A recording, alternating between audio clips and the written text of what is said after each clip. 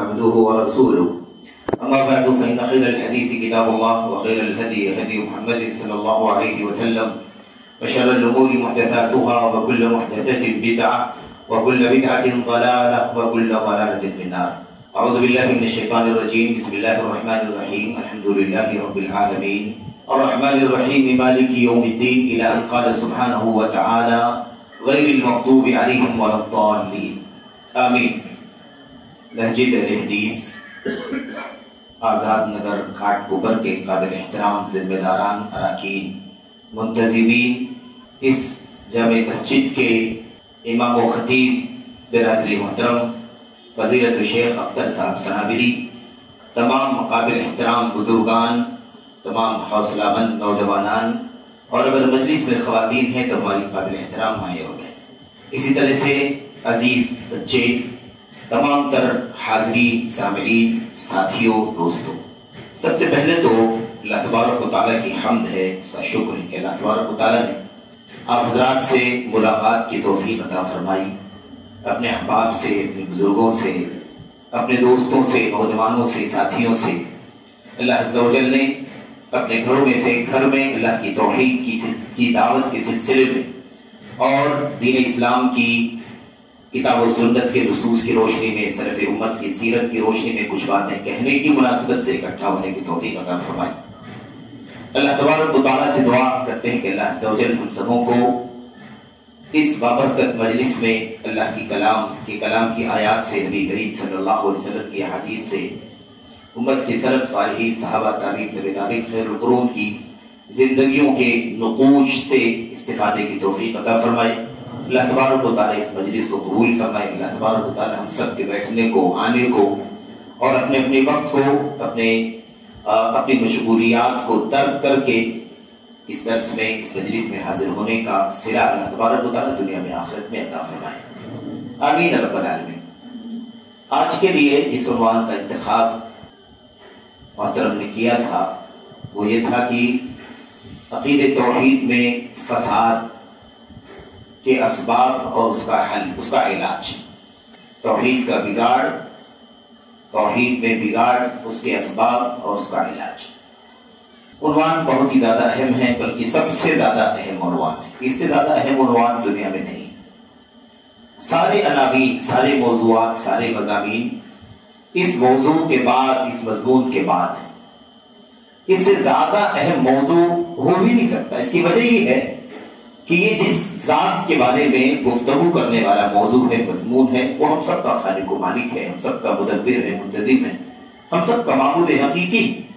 اس رب کی شان، اس کی عظمت، اس کے افعال، اس کی وحدانیت، اس کی صمدیت، اس کی الوہیت اور عبادت کے حقوق کو جاننے کے سلسلے میں اگر گفتگو کی جائے تو کیا اس سے اچھا عنوان بھی ہو سکتا ہے؟ ہو نہیں سکتا ہے. کسی بھی مضمون کی اہمیت ہوتی ہے اس میں جس بارے میں گفتگو کی جا رہی ہے اس اعتبار سے. کہتے ہیں انما شرف العلم من المعلوم. کسی بھی علم کی شرف اور اس کے مقام کو جاننے کے لیے یہی اصول ہے کہ اس میں بتایا کیا جائے گا، کس بارے میں گفتگو کی جائے گی، علم کس سے متعلق ہے، وہ اسی سے اس مضمون کی اہمیت. آج اس دور میں ایک بہت بڑا المیہ، بہت بڑا فتنہ یہ بھی آ چکا ہے کہ اس مضمون سے لوگ چڑھنے لگے. بات بتائیے کہ ایک بندہ اللہ تبارک و تعالیٰ کی توحید پر گفتگو کرنے والے مضمون سے چڑھتا ہو، یا چڑھنا نہ کہیں، شاید دینا مناسب بھی ہو کچھ بھائیوں کے لیے، کیونکہ وہ کہتے ہیں ہم چڑھتے تھوڑی نہ، اللہ تعالیٰ کی عبادت کی بات، وحدانیت کی بات کرنے سے ہم کیوں چڑھیں گے، لیکن اکتاتے ضرور ہیں. بار بار توحید کی بات، بار بار توحید کی بات، بار بار شرک کی مذمت، بار بار اللہ تبارک و تعالیٰ کے حقوق میں جو بھی خلل پیدا کیا جاتا ہے، مختلف انداز کی شرکیات کے ذریعے سے اللہ تعالیٰ کی توحید کے خلاف کام کیا جاتا ہے، اس کی تردید، اس پر نقد، اس پر اعتراض اور اس کے جوابات، اس پر ساری چیزیں. کہتے ہیں کہ لوگ صرف اور صرف توحید کی بات، جب دیکھو توحید کی بات، جب دیکھو شرک کی مذمت، جب دیکھو کوئی موضوع ان کے پاس نہیں. کتنے ہمارے بھائی کہتے ہیں میرے بھائی. اب آپ سوچئے کہ اگر ایک شخص کو اللہ کی توحید کے مضمون سے اکتاہٹ ہوتی ہو کہ بار بار یہی بات، بار بار، جبکہ وہ لطیفے بار بار سنے گا، کامیڈی بار بار سنے گا، گانے بار بار سنے گا، فلمیں بار بار دیکھے گا، دنیا میں کھانے پینے کی لذتیں بار بار اسے کھائے گا، بار بار پہننے والی لذتوں سے پہن کر کے فائدہ اٹھائے، اس سے اسے اکتاہٹ نہیں ہوتی. لیکن اللہ تبارک و تعالیٰ کی توحید کی بات کی جائے تو کہتے ہیں بار بار توحید کی بات کرتے ہیں. اور کوئی موضوع نہیں ہے آپ کے پاس, کوئی عنوان نہیں ہے آپ کے پاس, بس یہ ایک ہی موضوع ہے. میرے بھائیوں, سوال یہ پیدا ہوتا ہے کہ حضرت نوح علیہ السلام جو انسانیت کی طرف بھیجے گئے پہلے رسول ہیں, وہ 950 سال تک تبلیغ کرتے رہے. ابھی تو 9 سال بھی نہیں ہوئے آپ کو سنتے سنتے توحید, 90 سال بھی نہیں ہوئی, تو 950 سال تک تبلیغ کرتے رہے. اس کا مطلب یہ ہے کہ یہ مضمون ایسا ہے کہ اس میں کوئی پیریڈ نہیں. قیامت آ جائے گی لیکن اس مضمون کی لذت, اس مضمون کی چاشنی, اس کی مٹھاس, اس کی عظمت میں کبھی کمی پیدا نہیں ہوگی. اچھا ایک بات اور سوچیں آپ, پھر بات کرتے ہیں انشاءاللہ تبارک و تعالیٰ. اگر ہم میں سے کوئی اللہ تبارک و تعالیٰ کا بندہ, ہم بندگان میں سے, یہ ہم لوگ نہیں جو اندر بیٹھے ہیں, ہم اللہ تعالیٰ کی بندگان میں سے کوئی بندہ اگر توحید کے مضمون سے چڑھتا ہو, آج بھی توحید کا موضوع ہے, اس میں فساد کہاں سے شروع ہوا, فساد کے کون کون سے اسباب ہیں. ایسے تو اسباب بہت سارے, چند اسباب 2 4 6 8 جو وقت اجازت دے گا انشاءاللہ بات کریں گے اس پر, اور پھر اس کا علاج کیا ہو سکتا ہے, اس پر بھی 2 4 باتیں انشاءاللہ بات ہوتا ہے. تو اگر مثال کے طور پر ایک بندہ اگر اسے اکتاہٹ ہوتی ہو کہ بار بار کیوں توحید کا موضوع بیان کیا جاتا ہے, تو اس سے سب سے پہلی بات یہ معلوم پڑتی ہے کہ اس کو توحید کے عظمت کا پتہ نہیں ہے. توحید کی عظمت نہیں سمجھتا ہے کہ توحید میں کیا مضمون, کس کے بارے میں گفتگو ہو رہی ہے. بس وہ دیگر سبجیکٹ کی طرح, دیگر موضوعات کی طرح, دیگر مضامین کی طرح ایک مضمون توحید کا بھی سمجھتا ہے, بلکہ اس کی اہمیت بھی اس کے ہاں کم ہے کیونکہ اور موضوعات سے نہیں اکتاتا, توحید کے موضوع سے اکتاہٹ کا اظہار کرتا ہے, بوریت کا اظہار کرتا ہے. جس کا مطلب کیا نکلتا ہے, اس کا مطلب نکلتا ہے کہ غلام, ایک حقیر فقیر بندہ جس رب کی روزی کھاتا ہے, جس کا ایک ایک دانہ اللہ کے دیے سے ہم کھاتے ہیں کہ نہیں کھاتے ہیں, اللہ کے دیے ایک دانے سے ہم پیٹ بھرتے ہیں, ایک ایک قطرے سے پیاس بجھاتے ہیں, ایک ایک سانس سے زندگی گزارتے ہیں. اس اللہ کے بارے میں بات کرنے سے اس کا غلام اگتا رہا ہے. ہوا کہ نہیں ہوا؟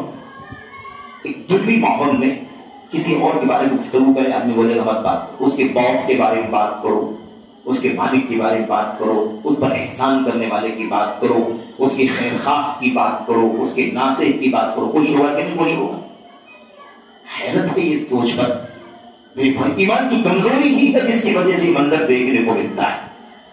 اور آئے گی بات آگے انشاءاللہ تبارک و تعالیٰ گفتگو کے اندر, وہ یہ ہے کہ یہی نہیں, اس سے بڑھ کر کے ایک طبقہ یہ کہتا ہے کہ توحید کی بات نہیں کرنا, کیونکہ اس مضمون سے اختلاف پیدا ہوتا ہے کہ نہیں.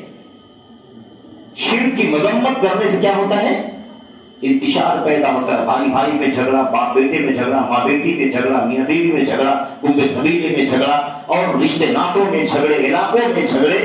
اس سے انتشار پیدا ہوتا ہے. اس لیے کہیں کھڑے ہونے کے لیے نوبت آ جائے بات کرنی, کہتے ہیں بھائی دیکھنا کوئی عقیدے وقیدے کا مسئلہ نہیں چھیڑنا. عجیب بات, پھر کس چیز کا مسئلہ چھیڑے؟ کھانے کے آداب, پینے کے آداب, چلنے کے آداب, ٹوپی پہننے کے آداب, یہ سب بات کریں. ہم کس کی بات کریں آپ؟ میرے بھائیوں, کتنی حیرت کی بات ہے کہ ہم اللہ کے بندے اور غلام ہیں اور کہتے ہیں کہ اس موضوع سے انتشار پیدا ہوتا ہے. اس کا مطلب اپنے رب سے, اپنے رب کی عظمت پر بات کرنے سے ہم انتشار کی بات کرتے ہیں. اللہ تعالیٰ کی توہین کی نہیں توہین, جبکہ اتحاد کا ایک ہی مرکز ہے. دنیا میں اتحاد کے اتنے سارے نعرے میرے بھائی بلند کیے جاتے ہیں, بڑا انتشار ہے, بڑے اختلاف, بڑے فرقے, بڑی پارٹیاں, انتشار ہے اور تشدد ہے, تفرق ہے, ٹولی گروہوں میں امت بٹی ہوئی ہے. کیسے اتحاد پیدا ہوگا, کیسے اتحاد پیدا ہوگا؟ لیکن اتحاد کا جو اصل فارمولہ ہے اس پر امت آنے کو تیار ہے. اتحاد توحید کے بغیر ممکن نہیں ہے میرے بھائی. توحید ہی سے اتحاد ہوگا. جہاں توحید نہیں ہو, پوری دنیا کی تھیوریاں اکٹھا کر لی جائے, کوئی امت پہ اتحاد پیدا نہیں کر سکتا. کیونکہ منزل پر آدمی اسی وقت پہنچے گا جب اس راستے پر چلے. بغیر توحید کے اتحاد ممکن نہیں ہے. اور جب تک دنیا میں توحید تھی تب تک اختلاف نہیں تھا. جب سے دنیا میں توحید میں خلل پیدا ہوا ہے, تبھی سے دنیا میں اختلاف بھی پیدا ہوا ہے. یہ ہم نہیں کہتے. اللہ تبارک و تعالیٰ فرماتا ہے کان الناس امۃ واحدۃ فبعث اللہ النبیین مبشرین ومنذرین. ساری انسانیت ایک امت تھی. کان الناس امۃ واحدۃ, انسانیت ایک امت تھی. اب آج تو مختلف انداز کے دھرم بھی آ گئے اسلام کے علاوہ بھی, اور پھر اسلام جو ایک دین ہے اس کے اندر میں جانے کتنے ٹکڑے ہو. اللہ انسانیت کی اتحاد کی بات کرتا ہے. کان الناس امۃ واحدۃ کان المسلمون امۃ واحدۃ نہیں, کان الناس امۃ واحدۃ. انسانیت ایک امت تھی. اس کے بعد ہمارے سامنے جو مصحف عثمانی ہے اس کے اندر یہ حفص عاصم کی قرأت ہے, اس کے اندر ایسے ہے کان الناس امۃ واحدۃ فبعث اللہ النبیین. امت ایک, ساری انسانیت ایک امت تھی. پھر اس کے بعد اللہ تبارک و تعالیٰ نے رسولوں کو بھیجا, نبیوں کو بھیجا, بشارت سنانے والا بنا کر کے, ڈرانے والا بنا کر کے. دوسری قرأت میں جو متواتر ہے, درست ہے, اس کے اندر ہے کان الناس امۃ واحدۃ فاختلفوا فبعث اللہ النبیین مبشرین ومنذرین. ساری انسانیت ایک امت تھی, پھر اختلاف کر بیٹھے, تب اللہ تبارک و تعالیٰ نے ڈرانے والوں کو اور خوشخبری سنانے والوں کو بحیثیت نبی اور رسول بھیجا. حضرت نوح علیہ السلام اور حضرت آدم کے بیچ میں 1000 سال کا فاصلہ ہے. اس بیچ میں کوئی اختلاف تھا؟ کوئی اختلاف نہیں تھا. جبکہ لوگوں کے حلال حرام, جائز ناجائز, کھانے پینے, شادی بیاہ, نکاح طلاق کے طریقے الگ تھے, لیکن اس عقیدے میں اختلاف نہیں تھا. اس لیے امت میں اتحاد تھا, انسانیت میں اتحاد تھا. بین آدم و نوح عشرۃ قرون کلہم علی شریعۃ من الحق. آدم اور نوح علیہ السلام کے بیچ میں 1000 سال کا فاصلہ ہے. اس پیریڈ میں ساری انسانیت اللہ تبارک و تعالیٰ کی ایک دین پر چلتی تھی, اللہ کی توحید پر قائم تھی. کوئی دوسرا عقیدہ نہیں, کسی غیر کے سامنے سجدہ نہیں, کسی غیر کے سامنے رکوع نہیں, کسی غیر کے سامنے ہاتھ اٹھانا نہیں, کسی غیر کا وسیلہ نہیں. صرف توحید میں کوئی خلل تھا ہی نہیں. تو یہ عجیب و غریب مسئلہ ہے. بہرحال ہم لوگوں کو آج جو بات کرنی ہے انشاءاللہ تبارک و تعالیٰ, وہ بات یہ کرنی ہے عقیدہ توحید میں بگاڑ, اس کے اسباب و علاج. عقیدہ توحید, سب سے پہلے ہمیں یہی جاننا ہے کہ بگاڑ ہوا ہے کہ نہیں, عقیدے میں بگاڑ ہے کہ نہیں. اگر عقیدے میں بگاڑ نہیں ہے کوئی کہتا ہے تو یہ سب سے بڑا بگاڑ ہے. سب سے بڑا بگاڑ یہ ہے کہ آدمی یہی نہ سمجھے کہ امت میں اور امت کے یہاں عقیدے میں بگاڑ ہے, کیونکہ اس کا مطلب پھر کوئی علم نہیں, کوئی دین کی جانکاری نہیں, کوئی شریعت کا مطالعہ نہیں, کوئی عقیدے کا پتہ نہیں, کوئی توحید کا پتہ نہیں, کوئی شرک سے کوئی آشنائی نہیں. اس کا مطلب کچھ نہیں جانتا ہے آدمی, تبھی تو کہتا ہے کہ نہیں ٹھیک ہے, کیا مسئلہ ہے. ایسا کوئی کہتا نہیں ہے, لیکن نتیجہ یہ ہے لوگوں کے یہاں, لوگوں کی باتوں کا نتیجہ یہ ہے, کیونکہ ایک طبقہ آج ہمارے بیچ میں ہے, وہ یہ کہتا ہے کہ سب لوگ عقیدے کے اختلاف سے بالا تر ہو کر ایک ہو جاؤ. عقیدے کے اختلاف سے اوپر اٹھ کر کے ایک ہو جاؤ. یعنی اتحاد کا مطلب یہ سمجھتا ہے سب اپنے اپنے عقیدے پر رہو. وہ قبر کا پجاری, وہ بزرگ کا پجاری, وہ بتوں کا پجاری, وہ مورتیوں کا پجاری, وہ زندے کا پجاری, وہ مردے کا پجاری, وہ یہودی, وہ عیسائی, وہ کرسچن, اور پھر اندر آئے تو شیعہ, رافضی, اخوانی, خارجی, تبلیغی, بریلوی, اپنے اپنے عقیدے پر سب رہو, لیکن آؤ سب ایک جگہ اکٹھا ہو جائیں. ایسا بھی فارمولہ لوگ پیش کرتے ہیں آج کے دور میں, اور سب سے بڑے دین کے قائم کرنے والے وہ اپنے آپ کو پاور بھی کراتے ہیں. کون سا اتحاد ہے؟ اس کو تو بھیڑ کہا جائے گا, اس کو اتحاد نہیں کہا جائے. اتحاد نہیں ہو سکتا ہے, ازدحام ہے, یہ بھیڑ گیدری ہے, کہیں بھی اکٹھا ہو گئے. تو اس کا مطلب یہی تو کہنا چاہتا ہے کہ جیسے لوگ دنیا میں اپنے اپنے عقیدے پر چل رہے ہیں, سب اپنے اپنے عقیدے پر چلتے رہیں, کوئی کسی کو ٹلنے کے لیے نہیں کہا جاتا, کسی کو اپنا عقیدہ چھوڑنے کے لیے, توبہ کرنے کے لیے اور اپنے اپنے دھرم سے ہٹ جانے کے لیے نہیں کہا جاتا. سب اپنے اپنے عقیدے پر رہو, لیکن اپنے اپنے دھرم پر رہتے ہوئے, اپنے اپنے نظریے پر رہتے ہوئے کیا ہو جاؤ, سب کے سب اکٹھا ہو جاؤ. اس کا مطلب وہ یہ نہیں سمجھتے ہیں کہ اسلام کیا ہے, توحید کیا ہے, اتحاد کا مطلب کیا ہے, یکجہتی کسے کہتے ہیں, کیسے ایک ہونے کا مطلب کیا ہوتا ہے. اگر عقیدے لوگوں کے الگ الگ ہیں, توحید کا خلل اس کے یہاں, اس کے یہاں, اس کے یہاں, اس کے یہاں, اس کے یہاں موجود ہے, خالص توحید نہیں ہے, تو پھر اکٹھا ہونے کا فائدہ तब तो दुनिया के कटोरे में सब इकट्ठा है ही, दुनिया के प्याले में इकट्ठा है कि नहीं इकट्ठा है? इस दुनिया के प्याले में सब मौजूद है, अपने अपने अकीदे पर हैं और सब साथ तो दे ही रहे हैं, खाली अकीदे का ही जो इख्तिलाफ। तब इत्तेहाद की बात करने का फायदा क्या है? तो ये बहुत खतरनाक मसला। अगर हम ये कहते हैं कि इख्तिलाफ, अगर हम ये कहते हैं कि अकीदे का बिगाड़ नहीं है, तौहीद में खलल नहीं है, तौहीद में इन्हिराफ नहीं है, या ऐसे चल सकता है, ऐसे चल करके भी इत्तेहाद हो सकता है, तो इसका मतलब ये है कि सबसे बड़ी नादानी, सबसे बड़ी जहालत है। और इस सूरत हाल में अकीदे का जब बिगाड़ ही कोई मानने को तैयार नहीं है या बिगाड़ को बाकी रखने के लिए आमादा है, तो फिर अकीदे की इस्लाह की बात करने की जरूरत क्या है? इसीलिए दहाइयां गुजर चुकी, दहाइयां, 10 साल, 20, 30, 40, 50, 60, 70 दहाइयां गुजर चुकी हैं, नारे बहुत लगाते हैं, लेकिन आज तक उनके यहां कोई अकीदे तौहीद का ना तो कोई दर्स होता है, ना उनके यहां, जबकि लिटरेचर की भरमार है उनके पास, लेकिन आज तक तौहीद खालिस का कोई एक भी लिटरेचर मौजूद नहीं है। ना उनकी दावत के अंदर अकीदे तौहीद खालिस की दावत का कोई अता पता है, ना उनके यहाँ शिर्क की मजम्मत का कोई अता पता है, ना उनके यहाँ उलूहियत की कोई तस्रीफ है, ना उनके यहाँ रुबूबियत का कोई अता पता है, ना अस्मा सिफात, और उसके अंदर न जाने कितने गुमराह फिरके दाखिल हो गए, उसकी कोई तमीज और तफरीक है, कुछ नहीं। उन्हें शऊर ही नहीं है कि दीन क्या है, अकीदा क्या है, तौहीद क्या है, कोई शऊर। जबकि दीन के दाई हैं, दुनिया में इस्लाम की हुकूमत, इस्लाम का निजाम कायम करने की बात करते हैं, खिलाफत की बात करते हैं, हुकूमत इलाहिया, इकामत दीन की बात हरदम करते हैं, लेकिन दीन कायम करना तौहीद ही नहीं आपके पास। कौन सा दीन कायम करना है? सब मिल करके इकट्ठा हो जाओ तो जो कायम होगा वो तो पहले से कायम है। मेरे भाइयों, बहरहाल तो आइए बात करते हैं कि अकीदे तौहीद के अंदर बिगाड़ है कि नहीं? बिगाड़ है, भरा हुआ है। और इसकी वजह क्या है? इसकी वजह ये है कि ये फितरी तौर पर, यानी नेचुरल तौर पर ये निजाम भी अल्लाह तबारक व तआला का कायनाती निजाम है, शरई निजाम नहीं, कायनाती निजाम है कि इस कायनात के अंदर अकीदे का फसाद शुरू हुआ है और रहेगा। उम्मत की उलमा की जिम्मेदारी है कि नबियों की फरासत को बांटे और उम्मत के अंदर इस्लाह का काम करते रहें, अकीदे की इस्लाह करें, तौहीद समझाएं, शिर्क की मजम्मत अपनाएं, शिर्क के नुकसानात समझाएं, शिर्क की बारीकियां समझाएं, ताकि उम्मत ताइब होकर के तौहीद खालिस की तरफ आती जाए। ये मिशन है क़यामत तक के लिए।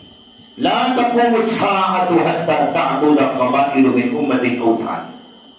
क़यामत उस वक्त तक कायम ही नहीं होगी जब तक मेरी उम्मत के कुछ कबीले बुतों की पूजा न करने लगे। एक शुबहा और ज़हन में मुझे आ गया। एक तरफा हमारी उम्मत के हमारे बाज़ अफराद ये कहते हैं कि ये तो उम्मत तौहीद की उम्मत है, ईमान वाली उम्मत है, इसमें शिर्क कहां से आ सकता है? मेरे भाइयों, बहुत खतरनाक शुबहा है। इसका मतलब ये है कि फिर ये मनवाया जा रहा है, बताया जा रहा है, ये दावत दी जा रही है कि तुम शिर्क की बात करो ही मत, क्योंकि उम्मत शिर्क कहां करेगी। इसका मतलब उस शिर्क पर, उस बदअकीदगी पर उम्मत को बाकी रखे जाने की एक साजिश जिसे रखा जा रहा, किया जा रहा है। तो मेरे भाइयों, अल्लाह के नबी सल्लल्लाहु अलैहि वसल्लम ने फरमाया उस वक्त क़यामत कायम नहीं होगी जब तक मेरी उम्मत के कुछ कबीले बुतों की परस्तिश न करने लगे। हत्ता तलहक़ क़बाइलु बिल उम्मति बिल मुशरिकीन। उस वक्त क़यामत कायम नहीं होगी जब तक मेरी उम्मत के कुछ कबीले मुशरिकीन से साज़बाज़ न करने लगे, उनके साथ मिल न जाएं। ये पेशीन हुई है नबी करीम सल्लल्लाहु अलैहि वसल्लम की। मेरे भाइयों, तो शिर्क तो रहेगा उम्मत के अंदर, यानी शिर्क पैदा होगा और इसकी इस्लाह करना हमारी सबसे बड़ी जिम्मेदारी है। मेरे भाइयों, कैसे अकीदे का फसाद नहीं, कैसे तौहीद का बिगाड़ नहीं है?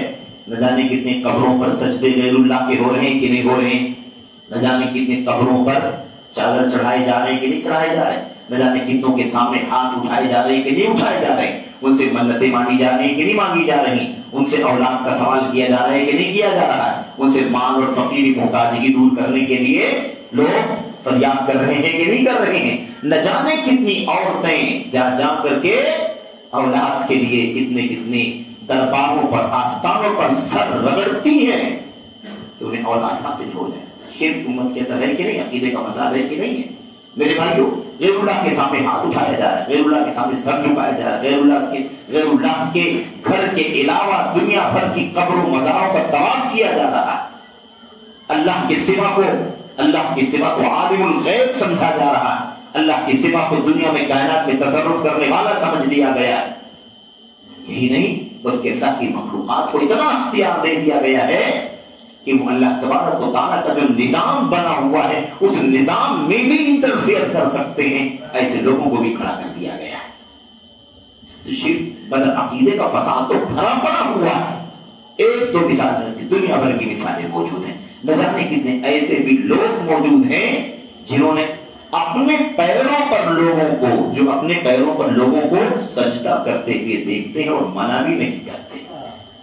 ایسے طاغوت بھی موجود ہے امت کے اندر، بڑے بڑے القاب سے ان کو یاد کیا جاتا ہے، لیکن نہیں میرے بھائیوں، شرک ہے، بدعقیدگی ہے، عقیدے سے انحراف ہے، عقیدے توحید کا بگاڑ ہے، فساد ہے، خلل۔ تو یہ عجیب و غریب مسئلہ۔ تو ایک بات تو یہ طے ہے کہ امت کے اندر عقیدے توحید کے اندر بگاڑ موجود ہے، اور اس کی شروعات ہو گئی تھی حضرت نوح علیہ السلام کی امت سے، کی قوم سے۔ جس قوم میں حضرت نوح علیہ السلام نبی بنا کر کے بھیجے گئے، رسول بنا کر کے بھیجے گئے، اس قوم نے سب سے پہلے روئی زمین پر کیا کیا؟ اس توحید سے بغاوت کیا، اس میں فساد پیدا کیا، بگاڑ پیدا کیا، یا بگاڑ کی راہ پر چل پڑے۔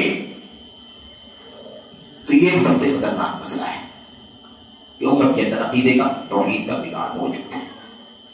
اچھا جناب، تو اب بگاڑ موجود ہے تو عقیدے توحید میں بگاڑ کے اسباب کیا ہے؟ کیوں آخر 1000 سال تک جو بھی انسانی دنیا تھی اس وقت وہ اللہ کی توحید پر قائم تھے، کوئی اختلاف نہیں، کوئی انتشار، نہ غیر اللہ کا سجدہ، نہ غیر اللہ کا طواف، نہ غیر اللہ کے سامنے دعا، نہ غیر اللہ سے نظر و نیاز، نہ غیر اللہ سے فریاد، نہ غیر اللہ سے استعاذہ، نہ استعانت، کچھ بھی نہیں، نہ غیر اللہ کا خوف، نہ غیر اللہ کا ڈر، نہ کسی کی خشیت، کسی سے کوئی بھی ایسا کام نہیں جو اللہ تبارک و تعالیٰ کا حق ہے۔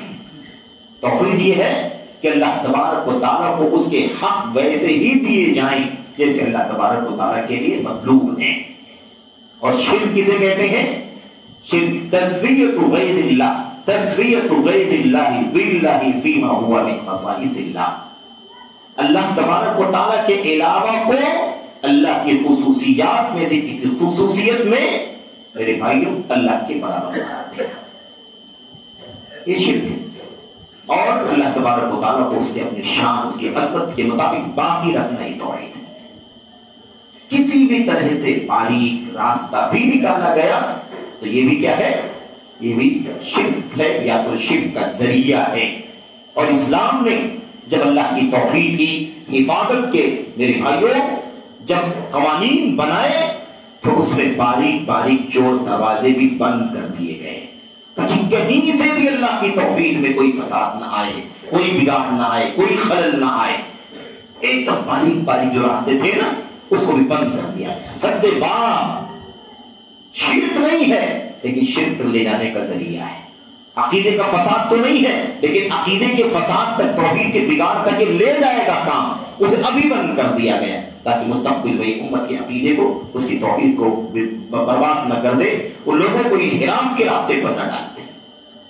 میرے بھائی، اللہ کے نبی محمد رسول اللہ صلی اللہ علیہ وسلم سے مسلم کی لمبی روایت ہے، اس میں اللہ کے نبی فرماتے ہیں صلی اللہ علیہ وسلم کہ خلقت عبادی حنفاء كلهم ثم انهم اتتهم الشياطين فاجتالتهم عن دينهم وامرتهم ان يشركوا بي ما لم انزل به سلطانا۔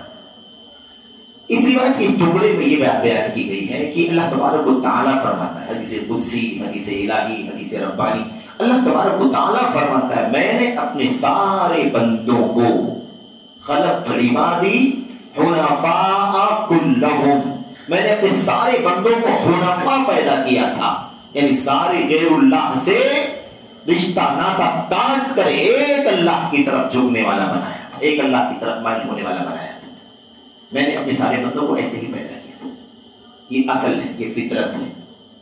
اس کے بعد بگاڑ آیا ہے۔ ایک بات اور بھی بہت اہم ہے اور اسے یہاں پر ذکر کرنا بھی ضروری ہے، وہ یہ ہے کہ بگاڑ آنے کی بات ہم کر رہے ہیں، تو بگاڑ شروع سے نہیں ہے، پہلے بگاڑ نہیں ہے کہ اصلاح کرنا ہے، پہلے عقید توحید خالص موجود تھا، دنیا کی شروعات توحید خالص پر ہوئی ہے، کائنات توحید خالص پر بنی ہے، کائنات کا وجود تو اللہ تبارک و تعالیٰ نے فرمایا ہے، اس وقت عقید توحید میں کوئی فساد بگاڑ تھا ہی نہیں، تو اصل فطرت اور نیچر توحید خالص ہے، بگاڑ بعد میں آیا ہے، انحراف بعد میں آیا، فساد بعد میں آیا، اس لیے اصل گھر توحید ہے، اصل گھر کیا ہے؟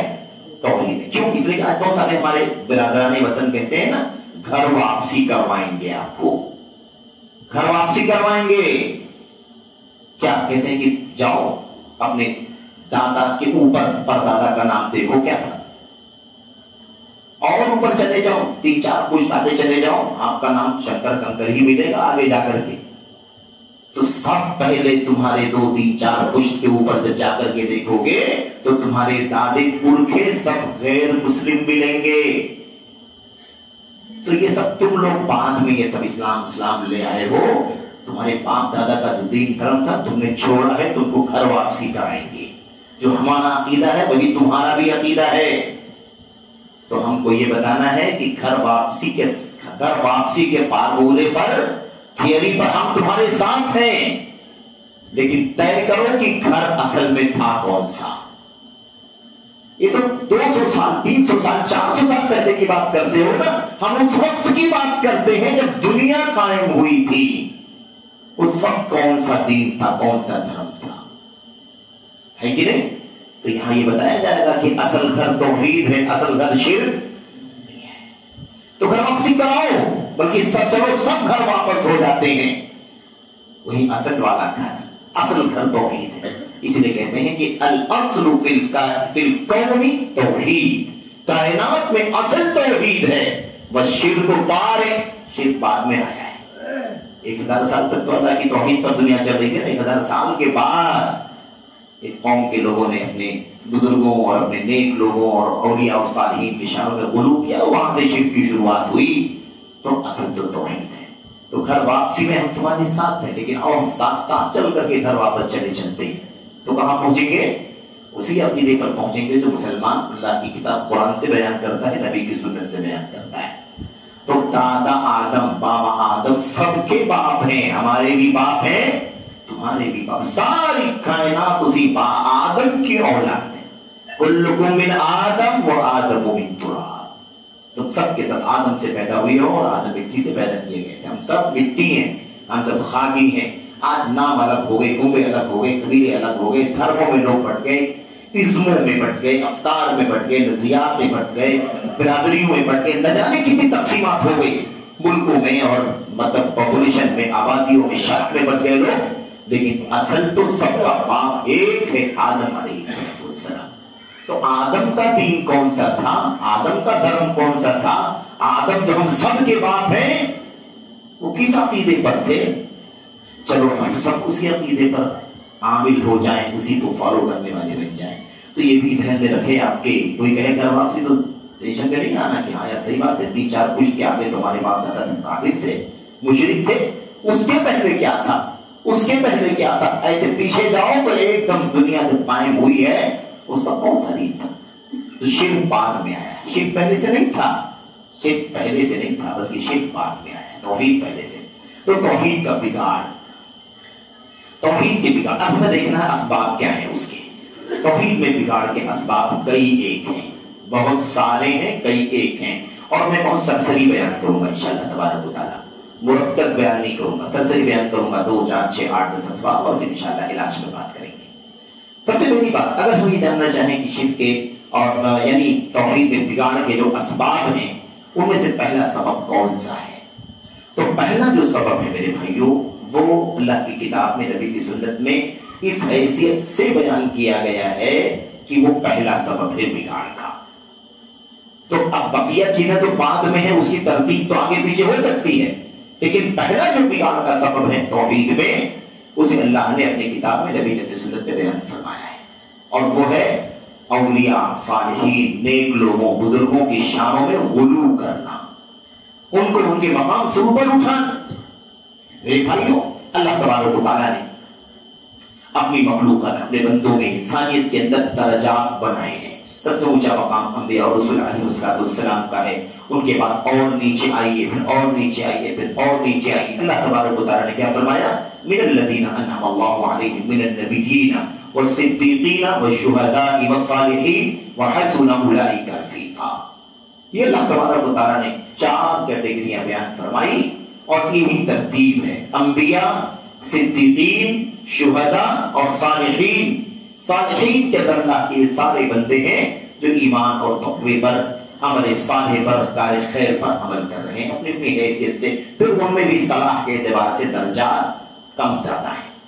اب اللہ تبارک و تعالیٰ نے ان درجات میں لوگوں کو رکھا ہے، لیکن مسئلہ یہ ہے کہ اگر ان درجات میں ہم نے خلط ملط کرنا شروع کر دیا، صالحین کا درجہ شہداء کی جگہ پر، صالحین کو شہداء کے مقام پر رکھ دیا، شہداء کو انبیاء کے مقام پر رکھ دیا، یا مثال کے طور پر شہداء کو صدیقین کے مقام پر رکھ دیا، تو پھر اس کا مطلب کیا ہوگا؟ اس کا مطلب یہ ہوگا کہ ہم حد سے تجاوز کر رہے ہیں، غلو کر رہے ہیں، مبالغہ آمیزی کر رہے ہیں۔ جس کا جو درجہ ہے، جس کا جو مقام ہے، اسے اسی مقام پر رکھا جائے۔ کسی کے مقام کا زیادہ ہونا، کسی کا محترم ہونا، کسی کا بزرگ ہونا، کسی کا اعلیٰ درجے پر فائز ہونا، اس سے لازم نہیں آتا ہے کہ وہ اپنے درجے سے باہر نکل کے دوسرے کے درجے پر چلا جائے گا۔ نبوت کا ایک درجہ ہے جو یہاں تک ہے، اس چھت تک ہے۔ ہم نبیوں کا مقام اٹھائیں، لیکن وہیں تک اٹھائیں جہاں تک اس کی حد ہے۔ اگر نبیوں کا مقام اٹھا کر کے اس کے اوپر لے کر کے جائیں گے تو وہ اللہ تبارک و تعالیٰ کے دائرے میں داخل ہو جائیں گے، اور یہاں سے شرک لازم آئے گا۔ صالحین کا درجہ جہاں تک ہے وہیں تک، صدیقین کا درجہ جہاں تک ہے وہیں تک، شہداء کا درجہ جہاں تک ہے وہیں تک۔ ہم نے اگر کسی کو اس کے درجے سے اوپر اٹھایا، دیکھنے کے لیے ہم اس کی تعظیم کر رہے ہیں، دیکھنے کے لیے اس کا احترام کر رہے ہیں، دیکھنے کے لیے اس کی عظمت ظاہر کر رہے ہیں، لیکن حقیقت میں ہم اوپر والے کا حق مان رہے ہیں، اس کے اوپر والے مقام کا حق مان رہے ہیں۔ اگر ہم نے نبیوں کا مقام بڑھانے کے اپنے نبی محمد رسول اللہ صلی اللہ علیہ وسلم، جن کا مقام کائنات میں رب ذوالجلال کے بعد سب سے اونچا مقام ہے کہ نہیں؟ ہم آپ کی عظمت بیان کریں، جتنی عظمت آپ کی بیان کر سکتے ہیں بیان کریں، لیکن اگر کوئی ایک بات بھی ہم نے ایسی بیان کر دی جو اللہ کا حق ہے، ہمارے نبی کا حق نہیں ہے، اس کا مطلب یہ ہوگا کہ ہم نے تعظیم تو کی اپنے نبی صلی اللہ علیہ وسلم کی، یہ تو بڑا اچھا کام کیا، لیکن ہم نے جب وہ دائرہ بنا کر کے اللہ تعالیٰ کے حدود میں داخل کر دیا تو اللہ کی تنقیص کر دی کہ نہیں کر دی؟ اللہ کی تنقیص کر دی، کیونکہ اللہ تبارک و تعالیٰ کے حق میں کوئی داخل نہیں ہو سکتا، اللہ کے مقام پر کوئی فائد نہیں ہو سکتا۔ تو ہم نے اگر ایک طرف ان کی تعظیم کر کے درجہ بڑھا دیا، ادھر اللہ تبارک و تعالیٰ کے ساتھ شریک کر کے اللہ کی تعظیم میں کمی کر دی۔ اس لیے یہاں سے شروعات ہوتی ہے بگاڑ کی، یہیں سے شروعات ہوئی۔ اب وہ سارے ہیں نا، لا تذرن ودا ولا سواعا ولا یغوث ویعوق ونسرا، اللہ تبارک و تعالیٰ نے فرمایا سورہ نور کے اندر، حضرت عبداللہ بن عباس رضی اللہ تعالیٰ عنہ سے بخاری کے اندر فرماتے ہیں، هذه اسماء رجال صالحین من قوم نوح، یہ قوم نوح کے نیک لوگوں کے نام ہیں، قوم نوح کے بزرگوں کے نام ہیں، ود سواع یغوث یعوق نسر۔ یہاں سے تو غلو کرنے کی وجہ سے، مبالغہ آرائی کرنے کی وجہ سے صحیح بخاری میں نقشہ کھینچا گیا ہے کہ ایک اس کونے پر بیٹھ کے عبادت کرتے تھے، ایک اس کونے پر، ایک اس کونے پر، ایک اس کونے پر بیٹھ کے الگ الگ کٹیا، الگ الگ کنارہ، ایک گوشہ بنا کر کے وہاں عبادت کیا کرتے تھے۔ اس کے بعد جب ان کی موت ہو گئی تو شیطان آیا لوگوں کے پاس، کہا یہ جو تم دیکھ رہے ہو نا فلاں فلاں لوگ تھے یہاں پر، ارے بڑے اللہ والے لوگ تھے، تم اللہ تعالیٰ کو بھول جاؤ گے، جہاں جہاں بیٹھ کو عبادت کیا کرتے تھے کم سے کم تم وہاں بیٹھا کرو، وہاں بیٹھا کرو تو تمہیں ان کو ان کی جگہ یاد آئے گی تو اللہ کو یاد کرو گے تم۔ ایسا کرتے رہے، ایسا کرتے رہے، یہ نسل چلی گئی تو اگلی نسل جب آئی تو شیطان کے پاس آیا، کہا یہ جو جگہ ہیں ان جگہوں پر تمہارے بڑے صالحین تھے، اولیاء تھے، اور ان کے جانے کے بعد تمہارے دادے پرکھے تھے، لیکن زمانہ لمبا ہو رہا ہے، یاد تمہاری ختم ہو جائے گی، اس لیے کم سے کم ذرا کچھ وہاں پر کچھ ایک نقشہ بنا لو، اسٹیچو بنا لو، ان کو دیکھ کے تم اللہ کو یاد کرتے رہنا۔ بنا لیا گیا، وَصَوَّرُوا فِيهِ تِلْكَ الصُّوَرَ، اور اس کے بعد وہ نسل جب چلی گئی تو اس کے بعد والے کے پاس آیا، کہا یہی لوگ ہیں جن کے تمہارے باپ دادا پوجا کیا کرتے تھے، تمہارے باپ دادا انہی کی پوجا کیا کرتے تھے، ان کا مقام بڑا اونچا ہے، ان کی پرستش کرو گے تو تمہیں اللہ تعالیٰ سے قریب کر دیں گے. تمہاری وہ حیثیت نہیں کہ اللہ تک پہنچ سکو، اس لیے تم ان کے وسیلے سے پہنچو گے. ان بتوں کی مورتیوں کی پوجا کروانا شروع کر دیا تو یہ صورتحال پیدا ہو گئی. تو بہرحال یہ توحید میں بگاڑ کے اسباب میں سے پہلا سبب ہے، اور اس اعتبار سے بھی پہلا ہے کہ آج امت میں بہت کچھ شرک جو چل رہا ہے اس میں یہی نظریہ کار فرما ہے. غلو کا، شان کا، مقام کا، بزرگی کا، برتری کا، عظمت کا، یہی نظریہ چھپا ہوا ہے. ان کا مقام تو ایسا تھا، ان کا مقام تو ایسا تھا، تو شیخ فلاں ہے تو شیخ عبد القادر فلاں، تو چشتی صاحب فلاں، تو یہ صاحب فلاں. ان کی حیثیتیں، ان کی کرامتوں کی اتنی لمبی چوڑی لائن لگاتے ہیں لوگ کہ وہ صاحب ایسا لگتا ہے کہ اللہ تبارک و تعالیٰ نعوذ باللہ ناکارہ بے بس بیٹھا ہوا ہے. سارا کام یہ اللہ تعالیٰ کے ہے نا، بزرگان سب کے سب کا استغفر اللہ. تو یہ صورتحال ہے اور بہت خطرناک بات ہے. اگر ہم آپ کے سامنے موجودہ جماعتوں اور فرقوں کے اندر کے راز کھولیں گے تو بہت لمبی کہانی ہو جائے گی. ہاں، سب کوٹ کے شرک بھرا ہوا ہے اندر، ایسے گندے شرک. یعنی شرک تو سب گندا ہی ہوتا ہے، لیکن کھلونے انداز کا میرے بھائی تصور بھی نہیں کر سکتے ہیں کہ ایسی بات کوئی بول سکتا ہے، لیکن کتابوں میں لکھا ہوا ہے. اور پہاڑوں جیسے علماء ان کو مانا جاتا ہے. پہاڑ کے مقام پر جو راز ہے، راز ان کے یہاں وہ بدعقیدیاں پائی جاتی ہیں. اور راز کیا ہے؟ یہی راز ہے، بڑا مقام، بڑا درجہ، اونچائی، مبالغہ، عظمت، تعظیم، بزرگی، اسی نام پر یہ سارے کام ہو رہے ہیں. میں اشارہ کروں گا انشاءاللہ تبارک و تعالیٰ. تو یہ ایک سب سے پہلی بات تھی. دوسری بات، اشارہ خالی اتنا کافی ہے کہ غلو کی وجہ سے توحید کے عقیدے میں فساد اور بگاڑا ہے. دوسری وجہ جہالت اور لا علمی. یہ نقطہ بھی اسی کے اندر موجود ہے، اسی کے اندر موجود ہے. حتی عبداللہ عباس کیا کہتے ہیں؟ حتی اذا نسی العلم عبدت. جب علم بھلا دیا گیا تو ان لوگوں کی پرستش ہونے لگی. وقت، سوا، یغوث، یعوق، نذر، ان 5 بزرگوں کی باقاعدہ عبادت ہونے لگی جو اللہ تبارک و تعالیٰ کا حق ہے. علم نہ ہونے کی وجہ سارا مسئلہ پیش آتا ہے. اسی لیے توحید کا علم، فاعلم انہ لا الہ الا اللہ واستغفر لذنبک. آپ کو علم ہونا چاہیے کہ اللہ کے سوا کوئی سچا معبود حقیقی نہیں ہے. نبی کریم صلی اللہ علیہ وسلم کو اقرأ باسم ربک الذی خلق، خلق الانسان من علق، اقرأ وربک الاکرم الذی علم بالقلم، علم الانسان. کیوں بار بار کہا جا رہا ہے؟ کہیں بھی وحی کے اندر علم اور علم کے ساتھ ربوبیت جاننا اس کو جوڑا گیا. یعنی انسان کو یہ تصور، ہم لوگ بار بار علم کے بارے میں ان آیتوں کو پڑھتے ہیں، بہت سارے لوگ پڑھتے ہیں، لیکن یہ خالی بس علم بمانا نالج سمجھتے ہیں. میرے بھائیوں، کس علم کو کیا پڑھنے کو سب سے پہلی وحی کے طور پر اتارا گیا؟ اپنے رب کی معرفت کا علم. اپنے رب کی معرفت جس سے تمہیں حاصل ہو اسے پڑھو، یہ اصل علم ہے. ورنہ ایک آدمی ڈاکٹری ہے، انجینئرنگ ہے اور فلاں ہے اور فلاں ہے، آدمی سمجھتے کہ میں بھی تو وہی لائن کا ہوں. ایسا نہیں ہے میرے بھائی. آدمی دنیا کی ساری ڈگریاں حاصل کرے، اگر اپنے رب کو نہیں پہچانتا ہے تو پھر یہ تو کوئی کام کی چیز نہیں ہے. اور رب کو پہچان کر کے ساری چیزیں کرتا ہے تو الحمدللہ نور نالا نور ہے کہ نہیں. پھر انسان کو دنیا میں بھی اللہ تعالیٰ آسانیاں، روزی روٹی، وسائل، اور پھر اللہ تبارک و تعالیٰ کی خوشنودی اور رضا بھی، کیونکہ علم کی روشنی میں اپنے رب کی معرفت کے ساتھ وہ اللہ تعالیٰ کی عبادت اور بندگی کرے گا، اللہ کے دین پر عمل پیرا ہوگا.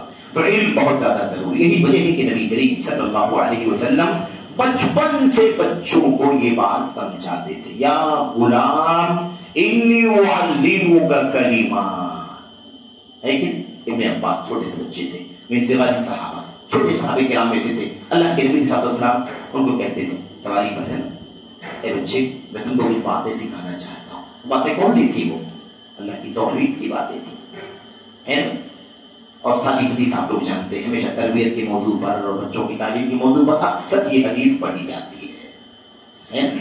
تو اللہ کے نبی صلی اللہ علیہ وسلم تعلیم کیا کرتے تھے. تو علم کے فقدان کی وجہ سے، علم نہ ہونے کی وجہ سے عقیدے توحید کے اندر بگاڑ پیدا ہوا دنیا کے اندر، امت کے اندر. اور آج بھی جو فساد، بگاڑ عقیدے کا دکھائی دے رہا ہے، اس کے پیچھے ایک بڑی وجہ یہ ہے کہ عقیدے توحید سے یہ امت، اس امت کا ایک بڑا طبقہ علم حاصل نہیں کرتا، دور ہے اس سے، دور ہے اس سے. یہ تو اللہ تبارک و تعالیٰ کا انعام ہے، اللہ تعالیٰ کا فضل ہے الحمدللہ.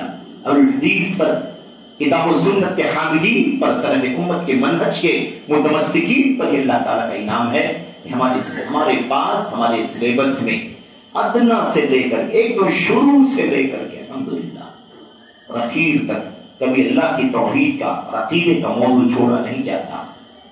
100 صفحے، پھر 200 صفحے، پھر 500 صفحے، پھر 2 جلد، پھر 4 جلد، پھر پورا مکتبہ، دکتورا اور پی ایچ ڈی کی ڈگریاں بھی الحمدللہ عقیدے توحید میں لوگ حاصل کرتے ہیں. امتیاز ہے. کوئی جماعت، کسی جماعت کا کوئی نام لے کر کے بتائے کہ الحمدللہ کتاب و سنت کے حامل اہل الحدیث کے علاوہ کسی کے پاس عقیدے توحید کا صحیح معنوں میں درس ہوتا ہو، تعلیم ہوتی ہو، ان کے سلیبس میں، ان کی دعوت میں، ان کے مشن میں، ان کے نشر و اشاعت میں، ان کے سوشل نیٹ ورک پر کہیں بھی کوئی ثابت نہیں کر سکتا کہ ان کے پاس عقیدے توحید کی ویسی تعلیم اور دعوت ہوتی ہے جیسے الحمدللہ اہل الحدیث کے اندر موجود ہے. سمجھ رہے ہیں؟ یہ اللہ کا شکر ہے، یہ اللہ کا فضل الحمدللہ. تو بہرحال کہنے کا مطلب ہے کہ عقیدے توحید کے سلسلے میں جو بگاڑ آیا ہے وہ علم نہ ہونے کی، جہالت کی وجہ سے آج بھی جاہل رکھا جاتا ہے. اگر عقیدہ سیکھنا چلے گا نہیں، یہ سب بہت باریک مسائل ہیں، آپ کو اس میں پڑھنے کی ضرورت نہیں ہے. ارے آپ بس جو کر رہے ہو کرتے رہو، نماز روزہ، بس آپ کو زیادہ دینا نہیں. یہ اللہ تعالیٰ کے اولیاء صالحین، ان کے وسیلے سے، ان کے ذریعے سے تم نجات پا جاؤ گے، جنت کی کامیابی اور ان کی سفارش تمہارے لیے ہوگی. اس طرح سے ان کو علم توحید سے دور کر دیا جاتا. دوسری چیز، بہت سارے لوگ کہتے ہیں کہ بھئی اس میں کیا سیکھنا ہے، عقیدہ توحید میں کیا سیکھنا ہے؟ کہ اللہ کے بارے میں نہیں جانتے کہ اللہ ایک ہے، اکیلا ہے، وہی خالق مالک، وہی رازق، وہی روزی رسا، وہ بیماری شفا دینے والا. ہمیں کیا مسئلہ ہے، اس میں کیا ہے جو نہیں جانتے ہم جو پڑھیں؟ میرے بھائیوں، اس سبجیکٹ کو، اس علم کو کتاب و سنت کے دلائل سے پڑھنا ہوگا، سیکھنا ہوگا، کورس کی طرح سیکھنا ہوگا، صبح شام پڑھنا ہوگا، گھنٹے منٹ دے کر کے پڑھنا ہوگا، تب اپنے رب کی معرفت ہو پائے گی. اگر عقیدہ توحید جانتے ہی جیسے جاننا چاہیے تو ان قبروں اور مزاروں پر اتنی بھیڑ نہ لگتی جو لگ رہی ہے. مسجدیں ویران ہیں اور مزاروں پر میرے بھائیوں دل کرنے کی جگہ نہیں ہے کہ نہیں؟ تو عقیدہ توحید کا فساد ہے یہ، جو لا علمی کی وجہ سے، جہالت کی وجہ سے عام ہوا ہے. بہرحال عقیدہ توحید کے بگاڑ کے اسباب میں سے ایک سبب اور یہ ہے کہ عقیدہ توحید میں بگاڑ اس لیے آتا ہے کہ لوگ کتاب و سنت کے دلائل، نبیوں کی تعلیمات کو پڑھنے سیکھنے کے بجائے اپنے باپ دادوں کی ریت روایت پر چلتے ہیں. ہماری دادا ایسا کرتے تھے تو پردادا ایسا کرتے تھے تو پرکھوں سے ایسا چلتا رہا ہے، خاندانوں میں ایسے ہی ہوتا رہا ہے، ہم نے تو جانا ہی نہیں، نسل در نسل ہمارا یہی طریقہ رہا ہے. اور اب آج ہم کتنا بھی سمجھائیں آپ ہمیں، ہم نیاز فاتحہ چھوڑنے والے بھی ہو جائیں، چھوڑیں گے. ہمارے باپ دادا جو بھی کرتے تھے، مجھے یاد ہے، تجربات بیان کرنا عادت نہیں ہے اپنی، لیکن کبھی مناسبت پر کوئی چیز آ جاتی ہے. 80 85 87 88 سال کی عمر میں وفات ابھی جلدی ہوئی ہوگی ایک بزرگ کی.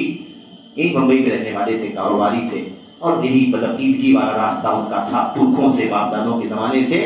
ان سے ایسے کہتے تھے ہم لوگ کہ چچا، مطلب یہ جو آپ سب کرتے ہیں سب شرک ہے، حرام ہے، اللہ ایک ہے، یہ سب آپ جو کرتے ہیں یہ سب اللہ تعالیٰ کی شان میں گستاخی. صاف کہتے تھے کہ بیٹا میں یہی کرتا ہوا آیا ہوں، میرے باپ دادا یہی کرتے رہے ہیں، میں یہی کروں گا اور اسی پر مروں گا، چاہے جنت میں جاؤں یا جہنم میں جاؤں. صاف لفظوں میں. اور آدمی اسی عقیدے پر دنیا سے چلا گیا. تو باپ دادوں کا طریقہ وَإِذَا قِيلَ لَهُمْ ہے کہ اتبعوا ما انزل اللہ قالوا بل نتبع ما الفینا علیہ آباءنا. جب اسے کہا جاتا ہے اللہ تعالیٰ نے جو اتارا ہے اسے فالو کرو، اللہ نے جو اتارا ہے اسے پڑھو، اس کے مطابق عمل کرو، اس کو سیکھو، تو کہتے ہیں نہیں بل نتبع ما الفینا علیہ آباءنا، ہم نے اپنے باپ دادوں کو جس طریقے پر پایا ہے اسی پر ہم چلیں گے. اولو کان آباؤہم لا یعلمون شیئا ولا یہتدون لا یعقلون شیئا ولا یہتدون. اللہ تبارک و تعالیٰ فرماتا ہے کیا چاہے ان کے باپ دادوں کو کوئی علم نہ رہا ہو اور ہدایت کے راستے پر نہ رہے ہو، ایسے ہی اگر ٹپ چلتے رہے ہو تب بھی وہ ان کے پیچھے چلیں گے. آج علم کی روشنی آ گئی تب بھی علم کے راستے پر نہیں چلیں گے. یہ بہت خطرناک مسئلہ. آج کتنے ہمارے پڑوس میں ایسے بہت سارے ہمارے بھائی ملیں گے، آپ سمجھیں بھائی ہم کو تو نہیں معلوم ہے، ہم کو تو نہیں معلوم، آپ تو ابھی انگریزوں کے ٹائم سے آپ لوگ پیدا ہوئے ہو، ہم تو پتہ نہیں کب سے اس راستے پر چلتے ہیں۔ اس طرح سے لوگ ان کو یہی سمجھایا گیا میرے بھائیوں۔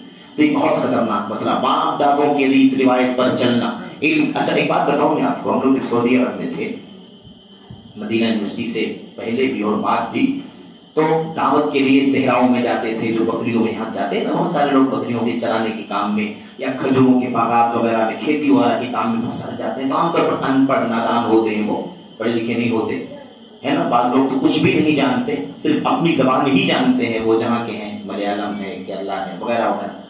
تو ایسے لوگوں کے پاس جانا ہوتا تھا دعوت کے لیے، تو مختلف زبانوں کی کتابیں لے کر کے جاتے تھے، مختلف داعیوں کو لے کے جاتے تھے تاکہ وہ بات کر سکے، کم سے کم پڑھ سکتا تو کتاب دیتے، نہیں پڑھ سکتا تو اسے کیسٹ دیتے کہ سن کے اپنی زبان کم سے کم کوئی بات سمجھے گا۔ اگر کہتا ہمارے پاس ٹیپ ریکارڈ نہیں تو اس کو ٹیپ ریکارڈ بھی دیتے ہر آدمی کو، اگر کہتا ہمارے پاس سیل نہیں اس کو سیل بھی دے کر کے آتے۔ دعوت ایسے ہوتی سعودی عرب کے اندر۔ اللہ تعالیٰ اس ملک کو قائم و دائم رکھے، اور اللہ تعالیٰ حاسدین کے حسد سے، شر پسندوں کے شر سے اس کی حفاظت فرمائے، اور اللہ تبارک و تعالیٰ وہاں کے علماء، وہاں کے حکماء، وہاں کے ولاۃ امور کو اللہ تبارک و تعالیٰ خالص توحید اور نبی کی سنت کی راہ پر چلنے کی توفیق عطا فرمائے، آمین رب العالمین۔ یہ ایسی دعوت ہوئی ہے، آج ہزاروں کی تعداد میں لوگ توبہ کر کر کے لوگ آ رہے ہیں، اس کا اثر کہاں سے ہے؟ یہاں کی محنت کے علاوہ اصل محنت خلیج کی میرے بھائی مملکت سعودی عرب کی برکات ہیں وہ۔ بہرحال تو کہنے کا مطلب یہ ہے کہ جب وہ کہا کرتے ہیں، ہم کو سمجھاتے تو کہتے کہ بھائی لیکن ہم لوگ تو باپ دادا کے زمانے سے ایسے ہی کرتے آئے، ہمارے ابا نے ایسا نہیں کیا، ہمارے دادا نے ایسا نہیں کیا۔ تو ہم کو کہتے تھے کہ آپ کھجور کے باغ میں کام کرتے ہو نا؟ تو کہتے ہیں ہاں۔ کتنے ٹائپ کی کھجور ہے؟ تو بہت سارے ٹائپ کی کھجور ہے۔ کیا نام ہے؟ تو 10-5 نام بھی وہ گناتا، یہ فلاں ہے فلاں فلاں۔ تو ہم کہتے کہ کھجور کھاتے ہو؟ کہاں کھاتے بھی ہیں۔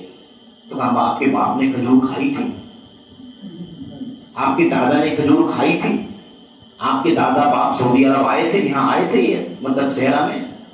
تو کہتے ہیں پھر آپ کیوں آئے یہاں؟ باپ دادا ہی کی پیروی کرنی ہے، تو باپ دادا نے نہیں کھایا تو آپ کیوں کھاتے ہو؟ باپ دادا نے کام لے کے تو آپ کیوں کرتے ہیں؟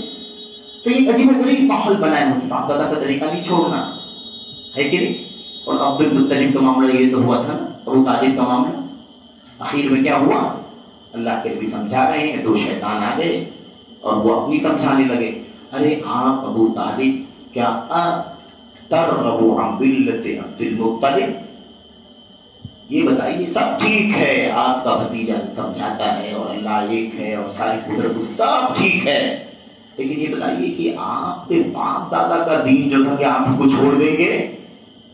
ترغب عن دین عبد المطلب، یہ چیز بڑی خطرناک تھی۔ اچھا عرب تو اور بہت زیادہ مطلب قومیت ان کے ہاں ہوتی ہے، تو انہوں نے کہا اخیر میں کیا ہوا؟ موت کس پر ہوئی؟ موت اسی پر ہوئی کہ وہ اپنے باپ اپنے دادا عبد المطلب کے دین پر قائم رہیں گے۔ اسی لیے وہ کہاں ہیں؟ کہاں جائیں گے وہ؟ ہاں کفر کی حالت میں دنیا سے کہہ ڈرنے اڑنے کی بات نہیں ہے، بالکل اللہ کا کلام نبی کا فرمان کہتا ہے شرک میں موت ہوئی ہے، شرک پر جہنم میں داخل ہوں گے۔ ہاں اور سب تفصیلات ہیں کہ جہنم میں داخل ہوں گے، عذاب پہنچا دیا جائے گا، کیا ہوگا۔ اور یہی معاملہ اللہ کے نبی کے والد کا، یہی معاملہ اللہ کے نبی کی والدہ کا، توفیق اللہ کے ہاتھ میں ہے۔ انک لا تہدی من احببت ولکن اللہ یہدی من یشاء۔ کون سی بڑی بات ہے میرے بھائیو، کیا کر سکتے؟ کیا اللہ کے حق سے بڑھ کر بھی کسی کا حق ہو سکتا ہے؟ نہیں ہو سکتا۔ ان ابی و اباک فی النار، میرے باپ بھی جہنم میں، تیرے باپ بھی جہنم میں۔ میں نے اپنی ماں، اللہ کے نبی کہتے ہیں میں نے اپنی ماں کے لیے اللہ سے اجازت مانگی کہ اللہ میں اپنی ماں کے لیے مغفرت کی دعا کر سکتا ہوں، فمنعنی، اللہ نے مجھے منع کر دیا، کہا نہیں تمہاری ماں شرک پر مری ہے، تم اس کے لیے مغفرت کی دعا نہیں کر سکتے۔ اے اللہ تو کیا میں اپنی ماں کی قبر کی زیارت کر سکتا ہوں؟ ہاں، لک ان تزور قبر امک، اپنی ماں کی قبر کی زیارت کر سکتے ہو۔ تو اس میں بہت سی آج بڑے لوگ ہیں، شاید اللہ کے نبی صلی اللہ علیہ وسلم کے باپ کو اللہ نے دوبارہ زندہ کر دیا تھا، پھر انہوں نے کلمہ پڑھ لیا تھا، ماں کو زندہ کر دیا، پھر سے کلمہ پڑھ لیا، ابو طالب کو رضی اللہ عنہ کہتے ہیں۔ یہ سب اسی مبالغے کی دین ہے، جہالت اور مبالغہ، یہ بہت خطرناک چیز۔ اچھا ایسے ہی ایک چیز اور کیا ہے شرک کے، یہ بدعقیدگی کے اسباب میں سے تقلید، اندھی تقلید، دیکھا دیکھی، جیسے وہ چلتا ہے ویسے اس کے پیچھے۔ اب باپ دادا والی بات ہو گئی ختم، باپ دادا کا طریقہ وہ ختم ہو گئی، بات دوسری بات چل رہی تقلید۔ تقلید کس کی؟ اولیاء کی، صالحین کی، پیروں کی، مولویوں کی، ولیوں کی، ہے نا، اپنے مرشدوں کی، اپنے اماموں کی، ان کے پیچھے پیچھے چلنا ہے. جیسے جیسے حضرت نے آگے آگے بتایا ویسے پیچھے پیچھے ہمیں چلنا ہے. اس چیز نے انسان کو، وہ شرک کے راستے پر چلتے تھے تو یہ بھی اس کے پیچھے بھی شرک پر چلتے رہے. بڑا خطرناک مسئلہ. اس کی تو بہت ساری مثالیں ہیں میرے بھائی، بہت ساری مثالیں لمبی. جو جس کا مرید ہے وہ اس کی خلاف ورزی نہیں کر سکتا. اور یہ باقاعدہ عقیدہ بتایا گیا. صوفیت میں ایک عقیدہ ہے کہ شیخ کی بات کا مرید کبھی انکار نہیں کر سکتا، بلکہ کہتے ہیں من قال لشیخہ لما لا یفلح. جو اپنے شیخ کی کسی بات پر کہہ دے گا کیوں، شیخ کہے کہ یہ کام کرو اور مرید کیا کہہ دے کیوں، لا یفلح، پھر وہ کامیابی نہیں ہو سکتا ہے. ایسے باندھا جاتا ہے تقلید کی گند میرے بھائیوں کہ آدمی پہ نکل نہ سکے. تقلید میرے بھائیوں بہت ساری آیتیں حدیثیں تقلید کے سلسلے میں آپ جانتے ہیں کہ مذمت کی گئی ہیں کہ آدمی دیکھا دیکھی نہ چلے. تقلید کسے کہتے ہیں؟ قبول قول الغیر بلا حجہ، کسی کی بات کو مان لینا بغیر کسی دلیل کے. بس وہ کہہ رہا ہے اس لیے اس کو مان لو. کیوں کہہ رہا ہے، اس کی دلیل کیا ہے؟ کہہ رہا ہے یہ کام حلال ہے تو وہ کہہ رہا ہے اس لیے حلال مان لو. حلال کس دلیل کے؟ دلیل سے مطلب نہیں. حرام ہے بس وہ کہہ رہا ہے حرام ہے تو بس حرام کے پیچھے چلو، یعنی حرام کو حرام مان لو. یہ نہ جاننے کی کوشش کرو کہ اس کے حرام ہونے کی دلیل کیا ہے. بڑا خطرناک مسئلہ ہے. اور یہ مت سمجھیں کہ خالی تقلید کی مشکل جو ہے یہ نماز کے مسائل میں، روزے کے مسائل میں، طہارت کے مسائل میں، طلاق نکاح وغیرہ، نہ یہ تو بہت مطلب سیکنڈ دوسری چیز ہے. یہ دوسری چیز ہے. عقیدے کے اندر فساد ہے میرے بھائیو، عقیدے کے اندر توحید کا بگاڑ تو اسی تقلید کی بنیاد پر ہوا ہے. پورا سلسلہ چلتا ہوا آتا ہے، اس کا وہی عقیدہ، اس کے نیچے والے کا وہی عقیدہ، اس کے نیچے والے کا وہی عقیدہ، اس کے نیچے والے کا وہی عقیدہ. اس میں پورا سلسلہ نیچے سے اوپر تک عقیدے کے فساد پر چلتا ہے. وہ اللہ کے سوا کو عالم الغیب مانتا تھا، اس کو دیکھتے تھے، اس کی تقلید میں اس کے نیچے والا بھی مانتا ہے کہ اللہ تعالیٰ کے سوا بھی عالم الغیب ہیں، اللہ کے سوا کو بھی علم غیب ہے. ایسے اس کے نیچے والے کا بھی وہی عقیدہ، اس کے نیچے والے کا بھی وہی عقیدہ کہ اللہ کے سوا علم غیب ہے. میرے بھائی علم الغیب اللہ کے سوا کسی کو نہیں حاصل ہے. قل لا يعلم من في السماوات والارض الغیب الا اللہ. کہہ دیجیے کہ زمین و آسمان میں اللہ تبارک و تعالیٰ کے سوا کوئی غیب نہیں جانتا. تو کہنے کا مطلب یہ کہ یہ ایک مثال ہے، بہت سرسری ہم بات کر رہے ہیں. ایسے ہی عقیدے کے یا توحید کے فساد اور بگاڑ کا ایک بہت خطرناک سبب کیا جانتے ہیں؟ وہ ہے الائمۃ المضلون، گمراہ کرنے والے پیشوا، گمراہ کرنے والے ابوا، گمراہ کرنے والے پیر فقیر. اور اس میں وہ لوگ بھی شامل ہیں جو بے علم، بلا علم لوگوں کو گائیڈ کرتے ہیں، عقیدے میں بھی گائیڈ کرتے ہیں، حلال و حرام کے مسائل میں بھی گائیڈ کرتے ہیں، عقیدے میں بھی گائیڈ کرتے ہیں. اور یہ فتنہ تو ہر دور میں رہا ہے میرے بھائیوں. اور اللہ کے نبی صلی اللہ علیہ وسلم نے فرمایا تھا کہ مجھے ایک فتنے کا ڈر اپنی امت کے بارے میں دجال کے فتنے سے بھی زیادہ ہے. لیکن بڑا خطرناک مسئلہ ہے. اور وہ کیا ہے؟ صحابہ نے پوچھا تھا کہ وہ پھر کون سا فتنہ ہے جو دجال سے بھی زیادہ آپ کو خوف اپنی امت کے بارے میں؟ اللہ کے نبی نے فرمایا ہم الائمۃ المضلون، یہ گمراہ کرنے والے، گمراہ کرنے والے پیشوا، میرے بھائی مس گائیڈ کرنے والے، امت کی غلط رہنمائی کرنے والے، چاہے اپنے مفاد کے لیے، چاہے مادی مفاد کے لیے، سیاسی مفاد کے لیے، اپنی پاپولرٹی کے لیے، اپنی شخصیت کے لیے، اپنی حیثیت کے لیے، اپنے ارد گرد بھیڑ بھاڑ اکٹھا کرنے کے لیے. یہ طریقہ ہے اس کا علماء سو کا.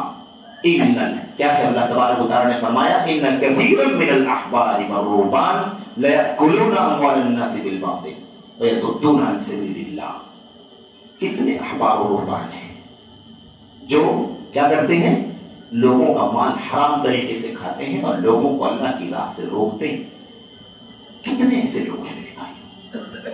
تو بہت ساری باتیں اس نقطے پر، تو بہت ساری باتیں ہیں اور بہت خطرناک باتیں ہیں، بہت سنگین باتیں ہیں میرے بھائیوں، بہت افسوسناک بات. یہ معاملہ بہت پہلے سے بہت پہلے سے ہیں، لیکن اس دور میں چونکہ میڈیا کا سپورٹ بہت مضبوط ہے، اس لیے یہ فتنہ سب سے زیادہ پھیلتا ہے کہ بالکل جنگل کی آگ کی مثال دینا بھی بیکار ہے میرے بھائی۔ بجلی کی طرح برق رفتار جس کو بولتے ہیں نا، ایک کلک میں سیکنڈ میں نہیں لگے گا، لاکھوں کروڑوں لوگوں تک آپ کی وہ اچھائی یا برائی وائرل ہو جائے۔ اس کی وجہ سے معاملہ بڑا سنگین ہو گیا۔ اور پھر اس کے بعد یہ جو پیری مریدی کا مسئلہ ہے نا، فین ہونے کا مسئلہ ہے، کسی کی کریز کا مسئلہ ہے، یہ بہت بڑی گندگی ہے میرے بھائی، بہت بڑی گندگی ہے۔ اسی کی بنیاد پر حق و باطل کے کی تفریق میں، فرق کرنے میں، تمیز کرنے میں آنکھوں پر پردے پڑ جاتے ہیں۔ دیوانگی اسلام کے اندر نہیں ہے میرے بھائیوں، علم ہے، اصول ہے، دلیل ہے، حوالہ ہے، عزت و احترام اپنی جگہ پر، لیکن آنکھ بند کر کے کسی کو ماننا ہے تو رب ذوالجلال کا کلام ہے یا نبی کریم صلی اللہ علیہ وسلم کا فرمان ہے، بڑا کہے یا چھوٹا کہے، ہے کہ نہیں؟ یہ اللہ تبارک و تعالیٰ کی دین کی تعلیم ہے میرے بھائی، اس لیے یہ طریقہ بالکل غلط ہے۔ اب آپ کو میں مثال دوں، دو مثال کے طور پر میرے بھائیوں، یہ جو ہے نا یہ گمراہ گروں کا آج کی آپ کو مثال دیتا ہوں میں۔ گمراہ گری میں یہ چیز آتی ہے کہ آدمی جس کا اہل نہیں ہے وہ کام نہ کرے۔ اللہ کے نبی نے قیامت کی نشانی میں سے ایک نشانی بیان فرمائی تھی صلی اللہ علیہ وسلم نے کہ وَيُرْفَعَ وَيَفْشُ الْجَهْلِ وَيَقِلَّ الْعِلْمِ یا وَيُرْفَعُ الْعِلْمِ کہ قرب قیامت علم اٹھا لیا جائے اور جہالت عام ہو جائے گی، جہالت پھیلے گی اور علم اٹھا لیا جائے گا۔ علم اٹھا لیا جائے گا یعنی علماء اٹھا لیے جائیں گے تو ان کے ساتھ ساتھ علم بھی اٹھا لیا، جہالت عام ہو جائے گی یعنی علم کے اصول اور دلائل کو نہ جاننے والے، نہ پڑھنے والے، اپنی نیچریت، اپنی عقلانیت، اپنی تھیوری، اپنی لاجک کے ذریعے سے دنیا کے اندر دین کا کام کرنے والے ایسے لوگ بھی پیدا ہو جائیں گے۔ تو آپ دیکھیے یہاں مسئلہ ایک پیچیدہ آپ کو بتاؤں یہ ہے کہ آج اسٹیجوں پر اور ڈائزوں پر اور سوشل میڈیا کے پلیٹ فارموں پر بہت بڑی تعداد ایسے لوگوں کی ہے جو علم دین سے حقیقت میں وہ شناسائی نہیں رکھتے، وہ وابستگی نہیں رکھتے جو ہونی چاہیے، علم کو اصولوں کو نہیں جانتے، اللہ کی دین اور شریعت کی زبان نہیں جانتے، علم شریعت کو نہیں جانتے، اصولوں کو نہیں جانتے، عقیدے کی موٹی باتوں کا بھی علم ان کے پاس نہیں ہے، لیکن شہرت بہت زیادہ ہے، اس لیے وہ ڈائز پر کھڑے ہو کر کے ساری دنیا کو ہر طرح کے مسائل کی رہنمائی کرتے ہیں، حتیٰ کہ عقیدے کے مسئلے میں بھی وہ لوگوں کی رہنمائی کرتے ہیں۔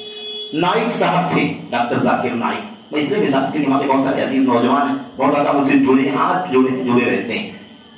سب سے پہلی بات تھی میرے بھائیو، اللہ کی قسم ہے، اللہ تعالیٰ نے اپنے بندوں کو نبیوں سے جڑنے کے لیے کہا تھا، اور نبیوں کے سلسلے کے ختم ہو جانے کے بعد اب یہ چیز علماء کی طرف منتقل ہو گئی ہے۔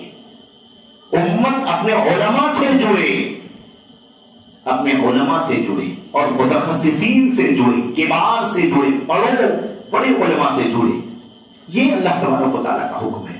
اب یہ جائے کہ وہ چھوٹے ہوں، چھوٹے بھی نہ ہو بلکہ جوہلا ہوں، آؤٹ سائڈ والے ہوں، کتنا خطرناک مسئلہ ہو جائے گا آپ بتائیے۔ اور میں نے اس سے پہلے بھی ایک دو جگہوں پر بیان کیا جان بوجھ کر کے تاکہ لوگوں کو سمجھ میں آئے، اللہ تبارک و تعالیٰ کی توحید کی بات چل رہی ہے، موضوع توحید کا ہے، اللہ کے عقیدے میں، اللہ کی توحید کے عقیدے میں فساد کہاں سے آتا ہے، اس کے اسباب کیا ہیں میرے بھائیوں۔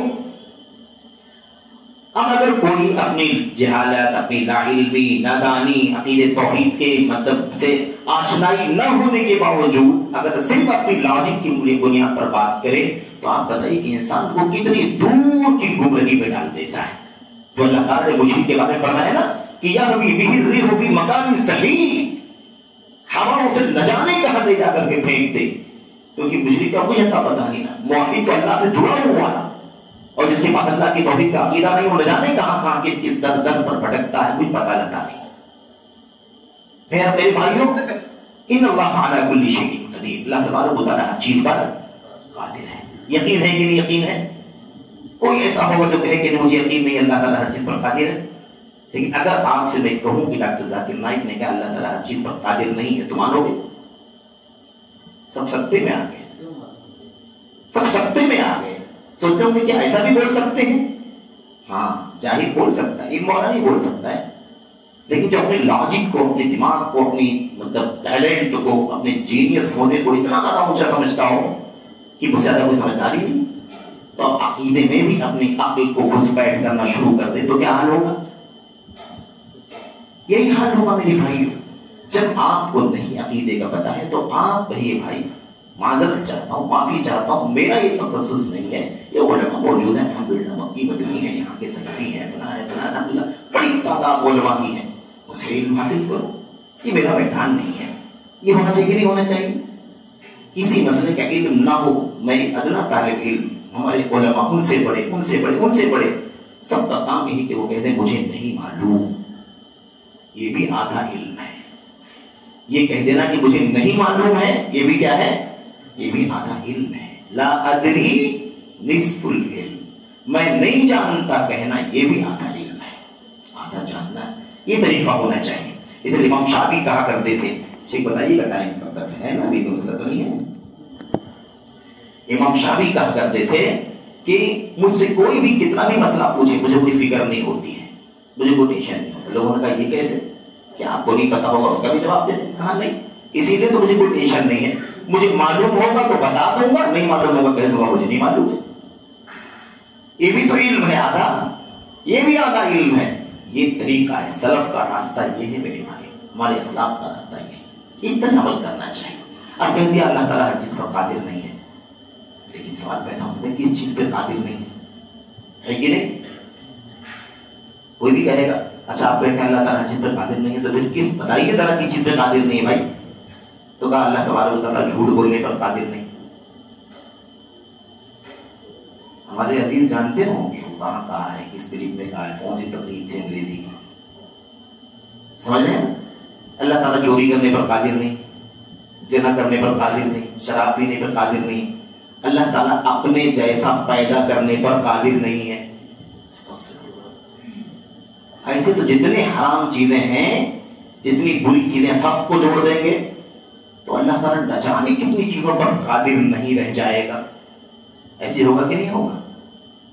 اب آپ بتائیے کہ کون سا دین ہے، کون سی توحید ہے جس کی دعوت کو ٹائپ سے کر رہے تھے، چینل پر کر رہے تھے، سامنے بیٹھنے والے لاکھوں میں تھے، فالوور کروڑوں میں تھے. یہ کون سا عقیدہ؟ بتائیں کہ کس نبی نے یہ بتایا ہے؟ ہمارے نبی نے کہاں یہ بات کیا؟ قرآن میں کہاں ہے یہ؟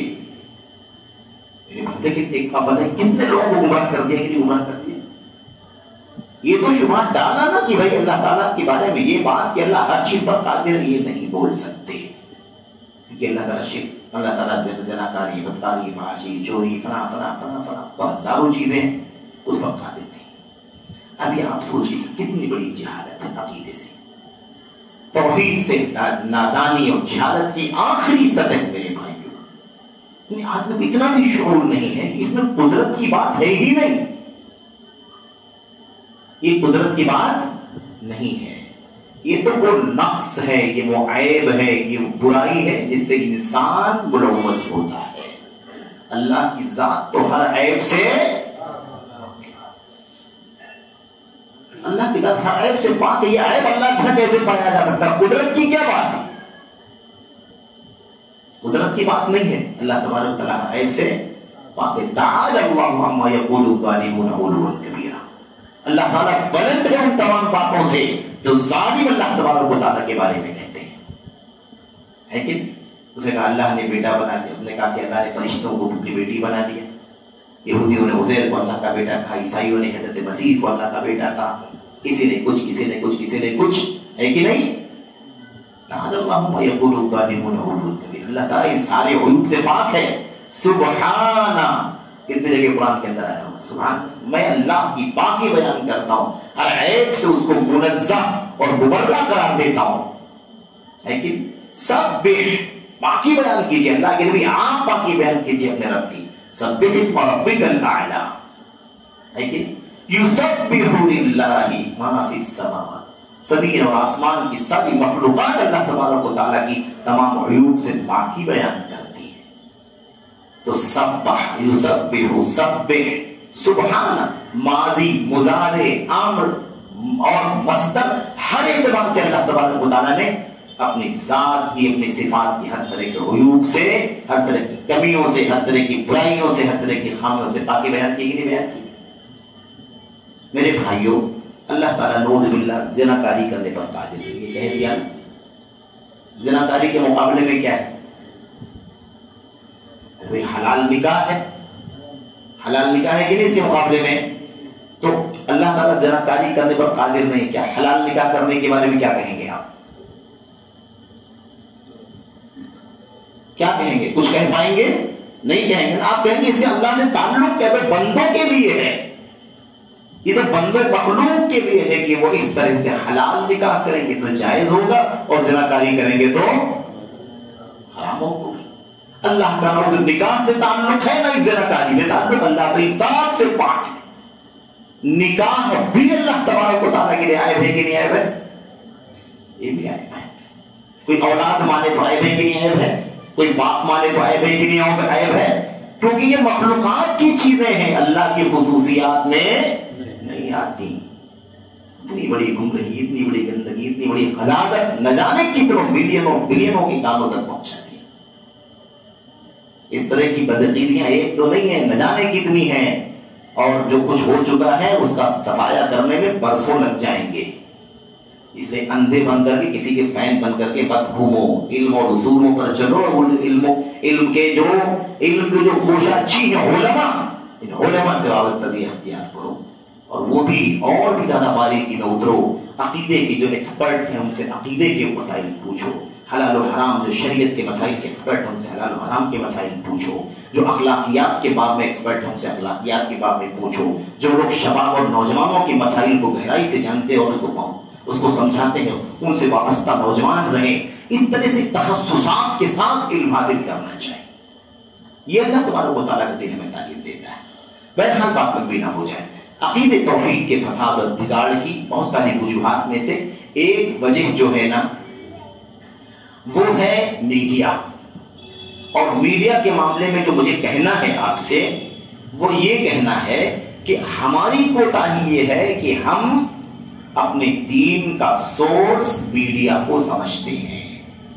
हम ये तमीज और तफरीक नहीं करते कि इस मीडिया पर कौन है जिससे इल्म अकीदा हासिल किया जाए, कौन है जिससे तौहीद सीखी जाए, कौन है उसका मुतखस्सिस, कौन है उसका माहिर, कौन है उसकी अहलियत और सलाहियत रखने वाला। हमें कोई तमीज नहीं। हमने उठाया कोई भी अकीदे का टॉपिक डाला और उसके बाद 10-5 क्लिप आ गई, हमने इसको लगाया सुना, हमने उसको लगाया सुना, हमने उसको लगाया सुना, और उसके बाद न जाने कितनी बदअकीदगी अपने दिमाग के अंदर, अकीदे दिल के अंदर भर गई। उसके बाद लोग आते कहते मैंने एक क्लिप सुना था, उसमें वो मौलाना साहब थे वो ये बयान कर रहे थे, वो फला साहब एक स्कॉलर थे वो बयान कर रहे थे। अब इसके बारे में क्या ख्याल है? मुझे कंफ्यूजन हो रही। भाई आपने क्यों सुना उसको? आपने सुना ही क्यों? ये पहले ये भी हम किताबों के बारे में बात करते हैं कि कौन सी किताब पढ़ी जाए, तो मीडिया पर किसको सुना जाए, कौन से उलमा हैं, वो अपने उलमा भी हैं कि नहीं, तौहीद और सुन्नत के उलमा भी हैं कि नहीं है, और हैं भी अगर मिसाल की तरफ निस्बत भी रखते हैं तो उनकी क्या हकीकत है, क्या वाकई वो उलमा है कि नहीं उलमा है? क्योंकि बहुत सारे गैर उलमा हैं जो घुसपैठ कर रहे हैं दीन और दावत और इल्म के मैदान में वो आ रहे हैं, जबकि उनको इसकी हैसियत, उनको ये हक नहीं पहुंचता। मेरे भाइयों, ये अमानत है। इल्म क्या है? अमानत। इन्न हादल इल्म दीनुन फंजुरू अमन ताखुदून दीनकुम। ये इल्म दीन है।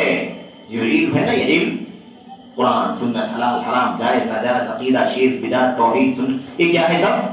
ये इल्म है।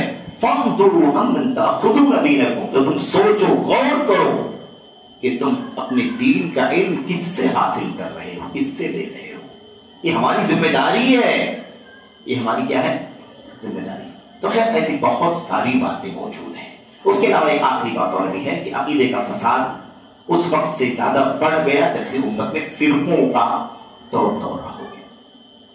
फिरके, टोलियां, गिरोह, सतफ्तरिकु उम्मती अला सलासिन व सबईन फिरका, मेरी उम्मत 73 फिरकों में बढ़ेगी। कितने अकीदे आप जाकर के देख, हैरान हो जाएंगे। अकीदे सूफियत, तसव्वुफ जो फिरका है, ये तो ऐसा लगता है कि दीन इस्लाम के बिल मुकाबिल एक मुकम्मल दीन की हैसियत से दुनिया के अंदर आम किया गया है। एक पूरा धर्म है, उसकी बहुत तरीके, कैटेगरी, हलाल हराम, जायज नाजायज, ये उसूल, ये ज़ाब्ता, पूरा एक दीन के तौर पर उसको मुतारफ कराया गया।